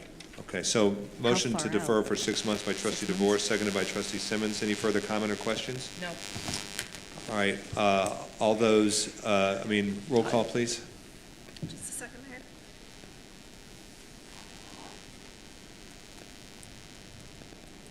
Trustee Steinwaddle? Aye. Trustee Simmons? Aye. Trustee DeVore? Aye. Trustee Weisenberg? Aye. Trustee Reichert? Aye. Motion carries, thank you. Now we'll proceed to approval to accept fiscal year 2024 Assistance to Firefighters Grant with the contribution of $12,985.72. Trustee Steinwaddle? I'll have Chief Sentes expound on this a little. I'll make a motion to talk about this. We have a motion by, To approve. to approve Yes. by trustee Steinwaddle and seconded by trustee Weisenberg. And you threw that to Chief? Yeah, I'll have him expound on the nature of the grant for the radios and what type of radios and what this does for our department. I didn't have I do have the exact model number, but it was a FEMA grant that we Chief, received. bring that thing a little closer. It's a FEMA grant that we received under the tenure of Chief Decker. It's for 27 portable radios for our firefighters, and the unit price of each one is that $10,000 to $13,000 mark. The total grant was $272,700. Per this grant, it's wanting 5% down, which comes out to about $12,985. So what we're asking for essentially is just shy of $13,000 to get 27 portable radios sent to us from FEMA. There is one small hiccup I'll make you aware of, is there's a federal government shutdown, and we'll be doing some pending and work with that. But yeah, we did receive the grant. We just basically have to say that we accept it, and we need to send them money so that they can send us the rest of the deal. Now, I did talk to Administrator Sutton regarding this about the 13,000. He said it was already budgeted for, and his exact words, no, don't worry about it, it's good to go. Well, because we agreed to this before the edge of the budget, before they applied for it. So it was put into their Yes. budget. Okay, I felt, yeah. Yeah, we've talked about this before. Yeah, I was like, okay, congratulations on winning. So, hearing no more debate, we'll have a roll call vote. Trustee Steinwaddle? Aye. Trustee Simmons? Aye. Trustee DeVore? Aye. Trustee Weisenberg? Aye. Trustee Riker? Aye. Motion carries. Nice work, Chief, and Yeah, your I department. love to hear that we're getting grants. It's wonderful. Okay, we'll proceed to approval of a payment in the amount of $19,730 to Carpet Weavers Flooring and Furniture for new carpet at PHPD. Trustee Weisenberg. Sure, Mayor. Thanks. I move to approve payment in the amount of $19,730 to Carpet Weavers. Second. We have a motion by Trustee Weisenberg, seconded by Trustee DeVore. Trustee Weisenberg. Okay, so we got two quotes. This quote here was about $10,000 cheaper. And I believe the carpet and the PD is what, roughly 30 years old? Yes, sir. It was put in 1988. 1988. 5 years after I was born. So I think we're time to change the carpet. So yeah, it's just a pretty boring agenda item. It's just replacing the carpet. If I may ask a couple questions? I look at contracts with contractors all the time, and I guess I was just a little confused because with the contract or the quote that you received for Carpet Weaver, when it talks about price and extension, there is nothing listed there. I've never really seen a quote quite like that. But then on the previous company, I don't want to disclose, that's up to you, but that was substantially higher, 10 grand higher than this bid. It was definitely very thorough. Square footage was listed. I know we need carpet, I know we need updates, and I'm not negating that. I'm just used to looking at quotes, and this information is not here for me to look at. I don't know what the square footage is on this quote. And then also something that's a little bit of a red flag for me is that because there's such a big difference in number, are we actually bidding apples to apples on this? Are we being fair? Did this company here miss something and you're not going to get that service? Is there transitions involved, et cetera? Because I'm sure there is. But with this information and it being so different on the number, I don't want to exhaust the project. However, would it be feasible to get a third bid and see where they fall? I do want to mention one thing that I've learned in the past with the business that I'm with, that I do on a daily, is sometimes businesses do quote things high if they don't want the job, and I don't find that that would be this case. So the difference of being 10 grand concerns me that they're not bidding the job to your specifications. One thing, just so you know, as far as bidding at this point, Yeah. since we've announced what the bid is, opening up a bid to a further bid would kind of be inappropriate, Okay. because they already know 19,000 Right. was the, thing. And I that we get went it, yeah, right. So, But I'm trust- just saying, can we go back to them and ask them to do more of an itemized quote for you? Sure. Just so we can see how they arrived with that number to make sure they Yep. are getting the complete job done that you want done. Trustee Simmons, I had the same concerns you did. Yeah. I sat down with Carpet Weavers, looked at the other quote, apples to apples.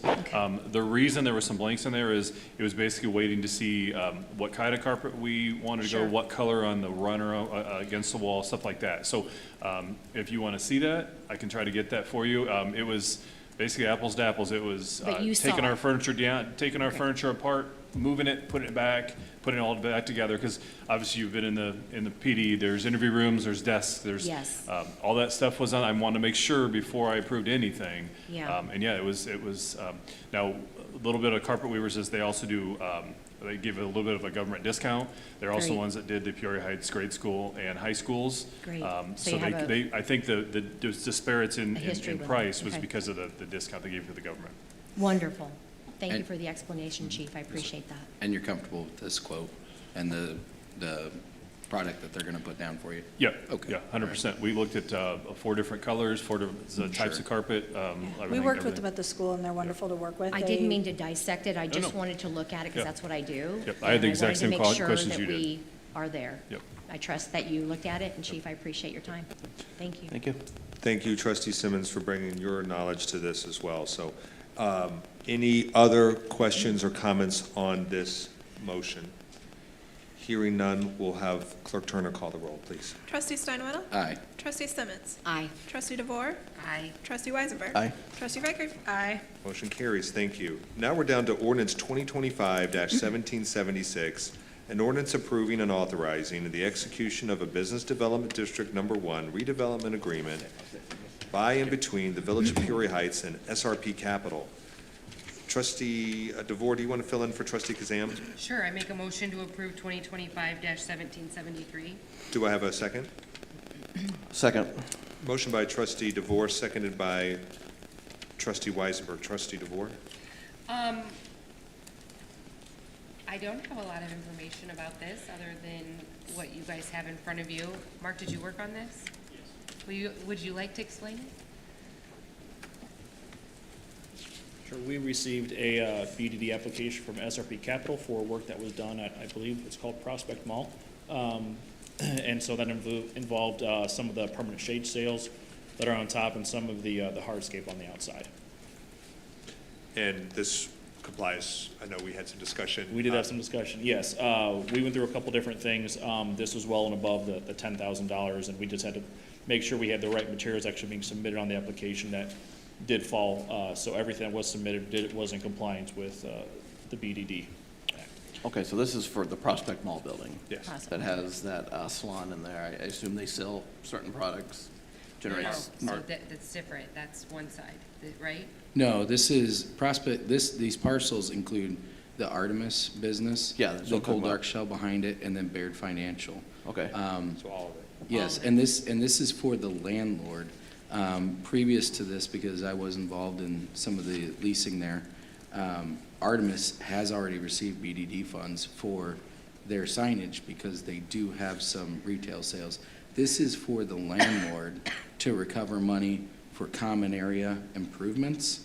And the question that I would have for the owner, since these are triple net leases where the tenant pays the expenses, is he reimbursing or crediting this back to the tenant, or is this going directly to the landlord? Because at the end of the day, I believe a triple net lease is, for common area maintenance. You said this is hardscape, or? So when I say hardscape, I mean, basically, the shade sales is where the bulk of the cost was. And yes, Okay. you're right, that is common space. Yeah. Yeah, and I think Trustee Steinwaddle, you bring up an interesting point, and this Exactly. point has been raised in the past by me when I was sitting in your chair, by Trustee Weisenberg as well, as far as landlord, tenant, how many times do you go back to the BDD? Now, currently, this is correct. Nothing prevents that from happening. But I think, something we keep saying, we need to look into this. Right. So at some point, we really need to come through and Right. look at it. And to that point, I do have some plans on the BDD that I know I've spoken with Trustee Weisenberg on. So I think that we do have some plans to try to narrow these down. But as SRP Capital finds it today, they are still in compliance Yeah. with what our current. And we've done this before. I would like to point out, though, we have done it before because, Golden Finch or something like that. well, like with Golden Fish, but the 4,500 building, right? The 4,500 building gave money to the businesses on the inside. The developer did ask for some to help with those businesses, but then came back again. We denied it because we said we would give to the tax generating businesses, not to the property owner. Then we also did it with the Golden Finch building, so they're the Perfect Pair, right? They asked for some, and then it's like, well, then when we come to the businesses that are tax generating, then we're like, well, we've already given them money. So in my opinion, we should be saving or reserving these agreements for the tax generating businesses, because what the tax generating businesses don't have the ability to is the ability to use TIF, right? So the developers are allowed to use TIF, but the businesses are not, and they're not generating the tax. So if for me, this is a no for me. I would agree with you. I mean, if we had the gentleman here asking for the money, and Yeah, we nobody's had here this to in the represent ordinance that the money would go back Right. to the tax generating business that is in there and reduced off their triple net for the next year, I wouldn't have zero issues with it. But since it's going to a landlord and we don't really know where the money's going after that, then that's fine. I mean, if Artemis came to us and said, listen, we're paying through our triple net, and we would like to ask for this, I would be fine with that, since they do have retail sales in there with their aesthetic side, so. And do I understand this, they're asking up to $10,000? That is, That's the grant. that's a, Yes, that's the grant, okay. So, hearing some of the reservations here, is there, do we want to ask that the gentleman from SRP Capital attend one of our meetings to answer these I mean, questions? if we vote it down, he can come back, can't he? There's nothing preventing him. Well, then we gotta, I feel like then Mark would have to start from scratch, right? I'm sorry, say that again? If we vote it down and he wants to counter back, right, then you would have to start over, or what? We would start over. The BDD agreements are a little bit easier, obviously, than TIF. But yeah, there probably would need to be some conversations just to make sure that, we don't want to go through this process again if it's just going to be denied again. Why don't we have him here? Are we Well- deferring to the next meeting and have him an opportunity I- to come and speak with us? I guess That would be the my- November 4th meeting? I guess my point is, it should be the tax-generating business that comes here and asks for this, because if they're paying that through their triple net expense, and have the funds transferred to the But that's a ownership. policy thing that we need to talk about. This is what Right. the mayor is saying, is we keep talking about this as And a we haven't policy, and done this it. board needs to take action to make that, because currently SRP Capital is in compliance to apply for this loan, because we, the governing body, have not changed the policy. Sure. So if that's a policy, then we need to be making an active motion moving forward to have Mark or whoever's doing it, one of the Marks, I don't know who's responsible, to change the policy, right? Yeah. So clearly that's an important, so Mayor, I don't know what step needs to be made right now to work on changing that policy. I don't know that having them here would change my vote. It's not gonna change my It's vote. not gonna change Yeah, my I'm Yeah, a I was no, going to say so- mine too. So I'm okay with the vote if, Then let's, you're calling the question? I let's am do it. mayor. All right, Okay. so the question has been called, so we will now vote on ordinance 2025-1773. Clerk Turner, would you call the roll? Trustee Steinwaddle. No. Trustee Simmons. No. Trustee DeVore. No. Trustee Weisenberg. No. Trustee Reichert. No. That motion fails. We're now down to miscellaneous business. Is there any miscellaneous business? to One come? quick item. November 2nd, we have, November 12th, we have our second Coffee with a Cop at 9 a.m. at Village Hall. So I encourage if, I'm sorry, November 12th, November 12th is our second Coffee with a Cop. okay, That's a little confusing. November 12th, Coffee with a Cop, 9 a.m. Village Hall. 9 a.m. Thank you. Thank you. Last time it was a resounding success. We had a lot of people show up. We had some cookies and some coffee, Pastries, yeah. pastries, and some coffee. It was We had some coffee there. a great turn. Coffee, free coffee. At the Coffee with the Cop. Come on, What kind of coffee is it? caffeinated. One quick thing before I forget, Trustee DeVore. So, and I think Trustee Weisenberg knows about this. I know I've expressed this to Trustee Simmons. But what I am, with your consent, from the board's consent, I would like to charge the sign committee with getting with Superintendent Chandler and picking out a proper and appropriate location, as well as a design mirroring our current design for honorary street naming for the late Mayor Pitzel. So if you would, Trustee Weisenberg and Trustee Simmons, without any objections from the board, please move forward with the assistance of Superintendent Chandler to find an appropriate street, as well as design mirroring what we already have for honoring Mayor Pitzel. I think this is wonderful, and if I may go ahead and share, Trustee Weisenberg and with Chris Chandler, that we have had conversation, and it was discussed that if you guys are okay with me sharing the location that we talked about, Let's wait. okay? I think All right. I think we should wait. Okay.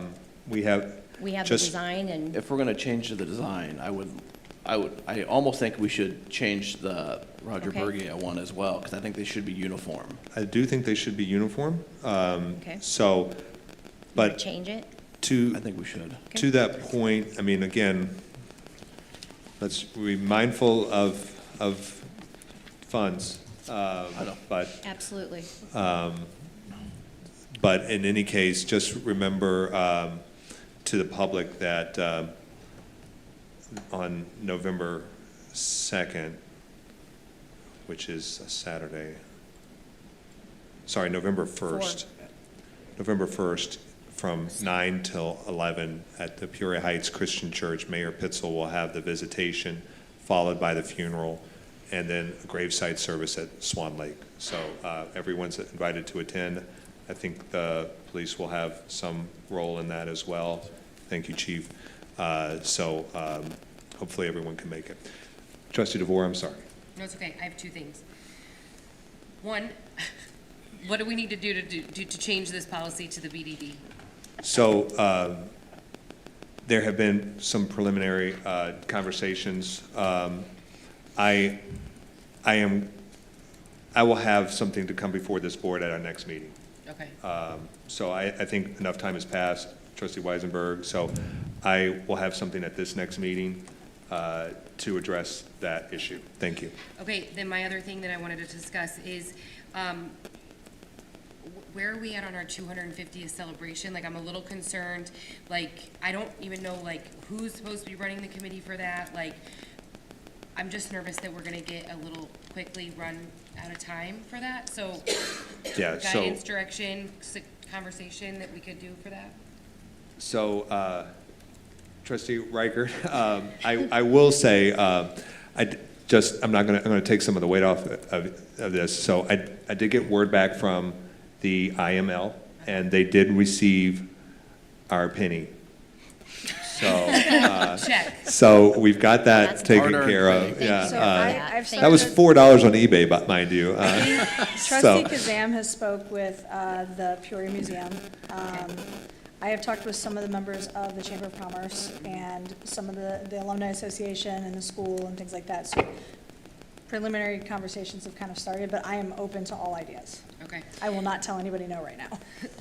yeah, and I think, yeah, Trustee Kazam has spoken with Yeah. the Peoria Riverfront Museum, so I think that there are some conversations, we're gonna have some partnerships with them as well. Yeah, she's supposed to let me know when she sets up a meeting with them. And I think the chamber, from what I understand, will be coming before this board at our next meeting. So I think that might be a really good opportunity to see if we can enlist some of their help, since they did put on the 125th. Yeah, I think that we just need to really get on that, because I remember the chamber saying last time they had a hard time. If we want to go like the carnival route, because everyone seems so fond of it, they did have a hard time locking down a company that was still had availability. So I feel like we need, if that's where we want to go with it, we need to secure that sooner rather than later. Can we start with a budget? Yeah, well, I mean, that's, Vote free. That's big. yeah. Yeah, So that's what, I important. mean, again, it's based on what you want, and Okay. we can go from there. Okay. I have two things for miscellaneous, if I may. Yes. The report for lead line replacements, we had a meeting, conference call last Wednesday, October the 12th. The budget was at $25,000. We are going to have another final conference call tonight. We have 132 total lead line replacements. The contractors were going to do a punch list to make sure that all work is completed for the sidewalks, street repairs, et cetera. And they wanted to use the remaining budget for investigations moving forward for the next round of replacements. So that's just an update there. Then I also have one other thing, if I may, Mayor. Yes, of course. Under miscellaneous, I'd like for another trustee to please stand with me. I'd like to put the 2025-15 Resolution Fire Department Peoria Agreement to be put on the next November 4th Village Board meeting to vote to be placed on the primary March 17th referendum. The citizens should be heard and have an opportunity to vote on this agreement. Of course, verbiage on the referendum must be neutral and clear, and I do have some verbiage if I may. Wait, but will we be voting on the referendum right now? No. No, I'm asking to put it on the vote. Put it on the agenda Or for our on next the meeting. agenda for the next meeting Okay. and have another trustee stand with me, because it takes two of us to put it on the agenda. I wouldn't mind seeing it, Okay. what the verbiage is, and So So- that's, so would you like that on the agenda? Is that what you're? I haven't you're seen, waiting. He wants I to hear haven't the seen verbiage. that. Okay. So I just created a quick statement, and I wanted to put on the referendum for this statement for the vote, yes or no. Should Village of Peoria Heights keep the contract to pay City of Peoria for structure fires, vehicle extrications, and cardiac arrests while we already have automatic aid at no additional cost? Misleading. Thank you. You want me to read it again? No, I'm just gonna check it. I Should got it. Village of Peoria Heights keep the contract to pay City of Peoria for structure fires, vehicle extrications, and cardiac arrests while we already have automatic aid at no additional cost? It's neutral, and it's just a direct statement. Okay. Thank you, Trustee Simmons. So do we have to agree on the verbiage tonight? You put it on the vote. on Yeah, the obviously, agenda. we'd have to agree when we vote on it, what the verbiage would be. I would like to think about what the actual verbiage would be, but I know we've been wrestling with this issue about what our relationship is with Peoria for quite some time now. So I would like the citizens to be able to weigh in on that, but I would like it to be as neutral as possible. I feel that is neutral. I tried to be as fair as possible, just like the Because 1%. there are a lot of passionate opinions about this topic. Yeah. And I know we've wanted to put this on the ballot before. I know Trustee Kazam has wanted to as well. So I would like to find a neutral phrase next time and just gauge with a non-binding referendum, what the citizens of Peoria Heights would like. You do have quite a bit of time. Okay. March is, it's a December 29 cutoff, Okay. so it's not like we need to get it done in October. You got all of Well- November and all of December. I would stand with I just- trustee Simmons to put it on the agenda to discuss, but I do not want to agree this time on the verbiage.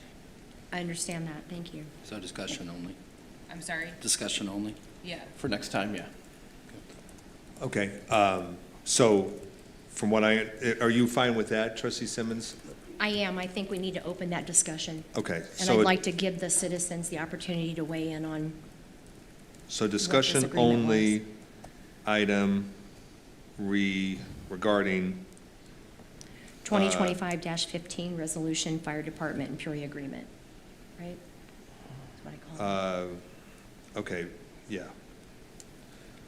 Got that, Clerk Turner? Of course. Sorry, Okay. Mayor. Thank you. Okay.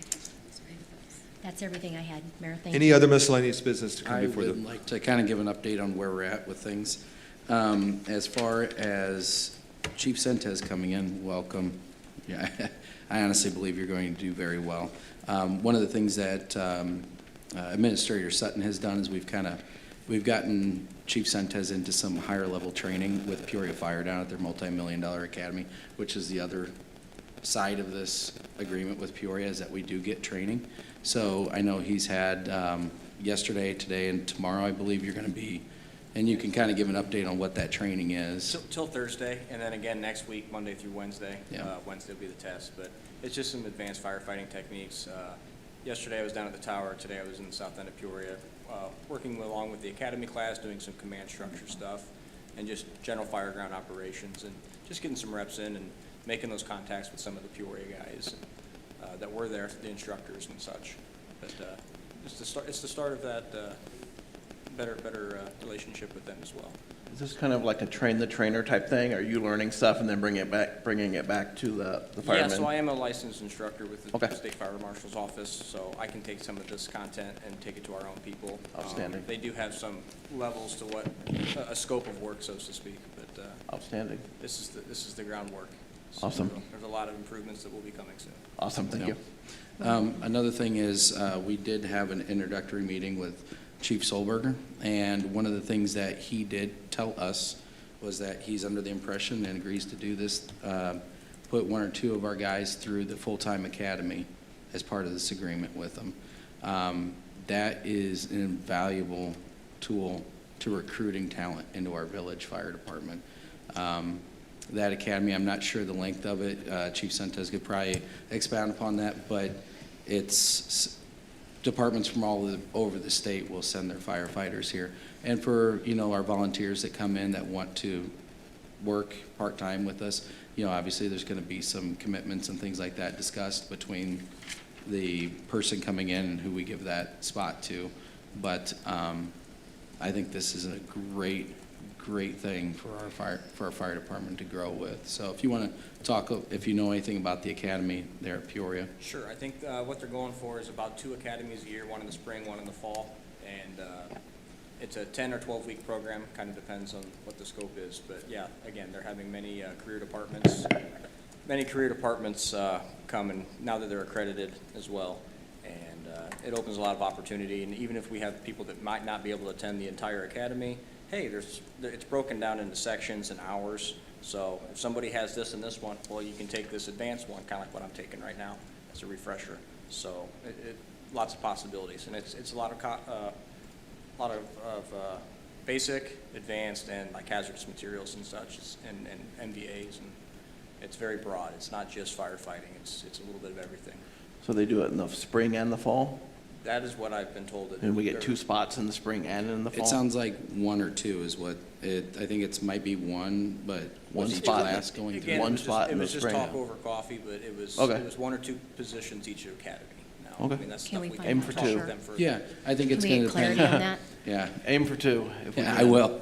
Yeah, I think it's, but, talking with some of the guys that, on our fire department, they've kind of said that, I don't know what the truth is or whatever, but they've kind of expressed that this is like a 2 to 3 year process getting hired through Peoria Fire or a career department. And so for us to have those spots available could really bring some talent in through the door. And if it's no cost to us on this side of it, if it's additional benefit, then that's a positive thing. I was also approached by, obviously with the real estate side of things, we deal with a lot with the insurance. And I was approached by some of the insurance professionals, and they were very interested in this agreement. And some of them seem to be pretty positive, and they're looking into it. This might actually help reduce homeowners insurance in the Heights with this agreement. They were talking about the response times and the amount of firefighters on scene, and us trying to hit those standards might actually be a positive thing with the insurance companies to help either stop the rise in home insurance or actually reduce it going forward. So that is something that I'm looking into.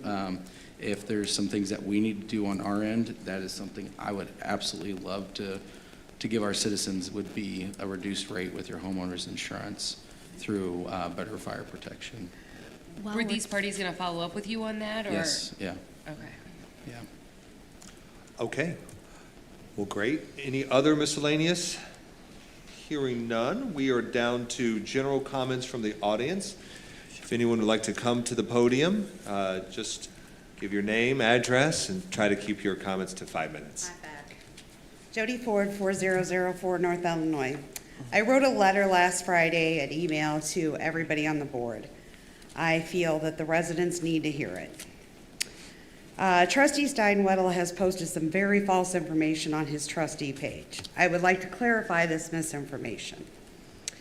NFPA 1720 does not specifically state a single minimum for staffing. They stress that their standards aren't a one-size-fits-all, that every department has its own unique needs. NFPA standards are not a federal law. They are only legally binding when adopted into your local government bylaws. NFPA standards are there to help a department meet their response time goals and references and education materials. The standards are to encourage departments to keep track of their performance against benchmarks and make improvements to address unmet objectives. The NFPA standard recommendation for personnel and equipment on a scene also includes your MOBIS response. All of this information can be found at the actual NFPA standard website. Trustee Stenwedel quoted that the Peoria Heights would need to hire 45 full-time firefighters to meet NFPA standards. As stated above, NFPA standards doesn't have a minimum staff required. Peoria Heights population is 5,600. East Peoria has a population of 22,024. East Peoria has one more firefighter than what Trustee Steinwedel says our population needs. That doesn't make sense. East Peoria actually includes an administrative assistant. Morton, Illinois has been a volunteer department for 150 years. In February of this year, they hired their first ever paid firefighters. They hired 5 firefighters and a paid chief. Their entire fire department budget is $1.1 million. They have a population of 17,557. Since February, they have successfully secured their department and served their community. My sources for that was East Peoria City Page, WMBD, the Morton Page, and WCBU. MOBIS is a standardized manner of requesting and distributing resources throughout the state of Illinois. MOBIS includes box alarm, automatic aid, and mutual aid. MOBIS in Illinois is broke down into 69 divisions and 8 regions. Each MOBIS division has its own internal leadership, which leads into a statewide elected leadership. Some regions extending into neighboring states. Why are other states included in our MOBIS, you might ask? Because MOBIS is actually used almost nationwide. It's a tier response system, county, division, region, and state. FEMA also breaks some of the states into divisions and a national region. After 9/11, MOBIS was set up by FEMA in the event of terrorist attacks and a catastrophe. Peoria Heights is part of the West Central region, in case you wondered. The MOBIS cards are set up so that everyone everywhere knows where they're going to go and what they're going to do. And these cards are kept on file at all tiers of MOBIS. Why are these cards kept on all tiers? Because MOBIS also affects FEMA and how they respond to a disaster. A prime example would be the devastating tornadoes that ripped through Pekin and Washington. Washington activated their MOBIS system instantly. Pekin delayed their MOBIS system. Therefore, Washington residents received FEMA aid before Pekin residents. So MOBIS in their system is a vital and important part beyond this village board. You see that automatic aid is part of MOBIS at no charge. Per discussions with MOBIS headquarters in Wheeling, Illinois, to charge for any level of MOBIS is unethical. If every greedy fire department gets wind of charging smaller departments for automatic aid, you are setting the entire MOBIS system up for failure. My sources on that were MOBIS, and I talked to FEMA, and I also talked to State Fire Marshal Alan Rennie. Trustee Steinwedel tried stating East Peoria paid Northern Tazewell for automatic aid. That's incorrect. Northern Tazewell is a fire protection district, so their funds comes from the taxpayers, from their real estate taxes. A portion of the area that they covered annexed into East Peoria. Until East Peoria could come up with a solution on how to cover that area, they paid Northern Tazewell to cover that area. Creve Coeur also had automatic aid agreement with East Peoria. That agreement was free of charge since it fell under MOBIS. The agreement has since ended, but it gave Creve Coeur time to build up their department. The city of Peoria under MOBIS has to provide automatic aid without charge. Yet here we are paying for it. Under MOBIS, the city of Peoria can only deny aid if busy and have no manpower. Sure, Peoria could leave MOBIS, but do you think they're really going to do that and leave themselves without aid from the state or FEMA in the event of a catastrophe? Ms. Ford, we're at 6 minutes, so. Okay, Mary Bear's going to come up and read the rest. Okay, all right. I'll come up there and then she can read it. You can take my 5 minutes. The city of Peoria is set to pass a $301 million unbalanced budget, per local news sources. The city has already stated they have to make budget cuts to accomplish this budget. Past history has shown over and over again Peoria Fire Department gets hit with these cuts. Trustee Steinwedel likes to use fatal house fire events to play at our hearts. Any fatal house fire breaks my heart. We will get to factors of those later on. I will give you a heart-wrenching story that could definitely be Peoria Heights.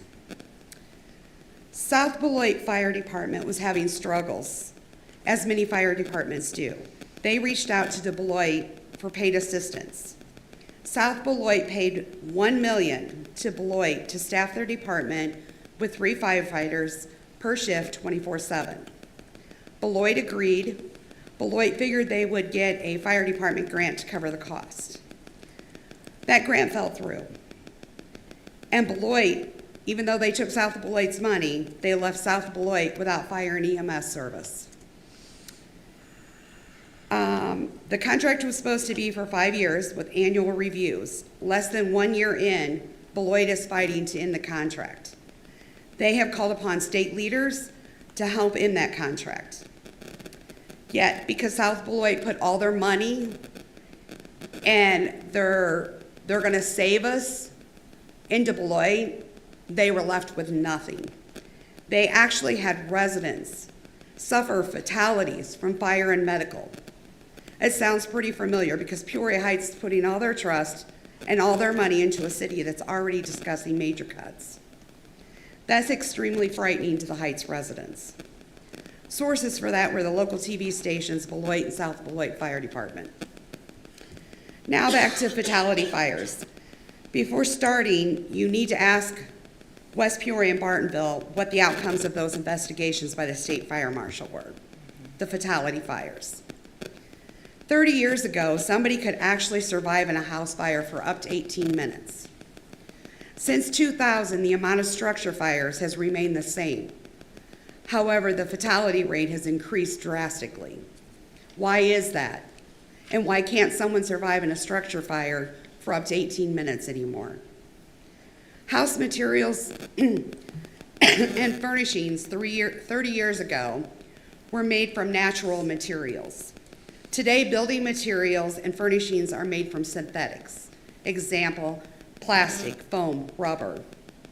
These synthetic materials create a gas called house fire cyanide poisoning. This gas can actually cause death in children, elderly, and suppressed autoimmune patients in 2 to 4 minutes. Open floor plans makes a fire spread faster, burn hotter, and more difficult for firefighters to control due to the speed and intensity of the flames. How many homeowners know that open floor plans require extra smoke detectors? They also need to be cautious about the flammability of materials and furnishings in an open floor plan. Open floor plans create a shorter flashover time. Sources for those were Cleveland Clinic and the Underwriter Laboratories. I understand the importance of response times. However, there are some circumstances where death is 2 to 4 minutes. And I'm sorry, in reality, by the time a fire is discovered, called in, dispatched, and crews arrive, that 2 to 4 minutes has passed. Have you ever looked at the statistics from rural departments? I'll cover Spring Bay. They don't have fire hydrants. They have a much longer response time than Peoria Heights, but records show they have had 1 fatal fire in the past 5 years. Does that make you wonder why? How can that be? Spring Bay doesn't just work on improving their fire department. They actually educate their residents. During National Fire Prevention Week, they hold an open house. During open house, they have multiple stations for adults and kids to participate. A smoke house to help you in the event you're in a smoke-filled house, proper use of a fire extinguisher. They have a house that lights up with fire in different areas. Residents are taught how to properly put out the fire using the fire extinguisher. Ms. Ford, we're at 12 minutes now, so do you want to bring somebody else up? No. Okay. Can you wrap it up? I mean, you all received the letter. I just think that you should all pay attention to what it says, because it's all facts. It's not asking the city of Peoria, who I'm going to contract with, what do you think I should do? What is your expert advice? If you're going to do a contract with me, I'm going to tell you whatever you want to hear so that you do a contract with me. And if you don't think Peoria is any different, you're nuts. And just like South Beloit and Beloit, we're putting all of our money into them and how great they are, but we need to take care of our own and our own residents. That's the priority. And that's what this board should have decided. Thank you, Ms. Ford. Any other questions or comments from the audience? Comments going once, twice. Comments are closed. We're down to payment of the bills. I make a motion to pay the bills. Second. We have a motion by trustee DeVore to pay the bills, seconded by trustee Reichert. Is there any questions on the bills? Hearing none. Clerk Turner, would you call the roll? Trustee Steinwaddle? Aye. Trustee Simmons? Aye. Trustee DeVore? Aye. Trustee Weisenberg? Aye. Trustee Reichert? Aye. Motion carries. We're down to the treasurer's report. Clerk Turner? As of the end of September, in the village-controlled accounts, there was $11,897,337.71. In the water-controlled accounts, there were $2,682,484.32. You've heard the treasurer's report. Is there a motion to approve? So moved. Second. We have a motion by trustee Weisenberg, seconded by trustee DeVore. Is there any questions or concerns on the treasurer's report? Hearing none. Clerk Turner, would you call the roll? Trustee Steinwaddle? Aye. Trustee Simmons? Aye. Trustee DeVore? Aye. Trustee Weisenberg? Aye. Trustee Reichert? Aye. Motion carries. Do I hear a motion to adjourn? Motion to adjourn? Second. Made by trustee Reichert, seconded by Weisenberg. Any other questions or concerns? All those in favor, please say aye. Aye. Second, Aye. opposed? We're adjourned. I'm sorry, I can't listen, and what, Yeah.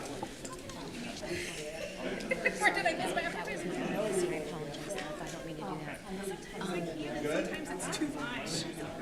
Everything that she said was Better? Are you okay? That will not be on the minutes. The minutes are reflecting something. What was that? It's all. Good meeting, guys. Yeah, we're thorough, aren't we? Oh, you got that.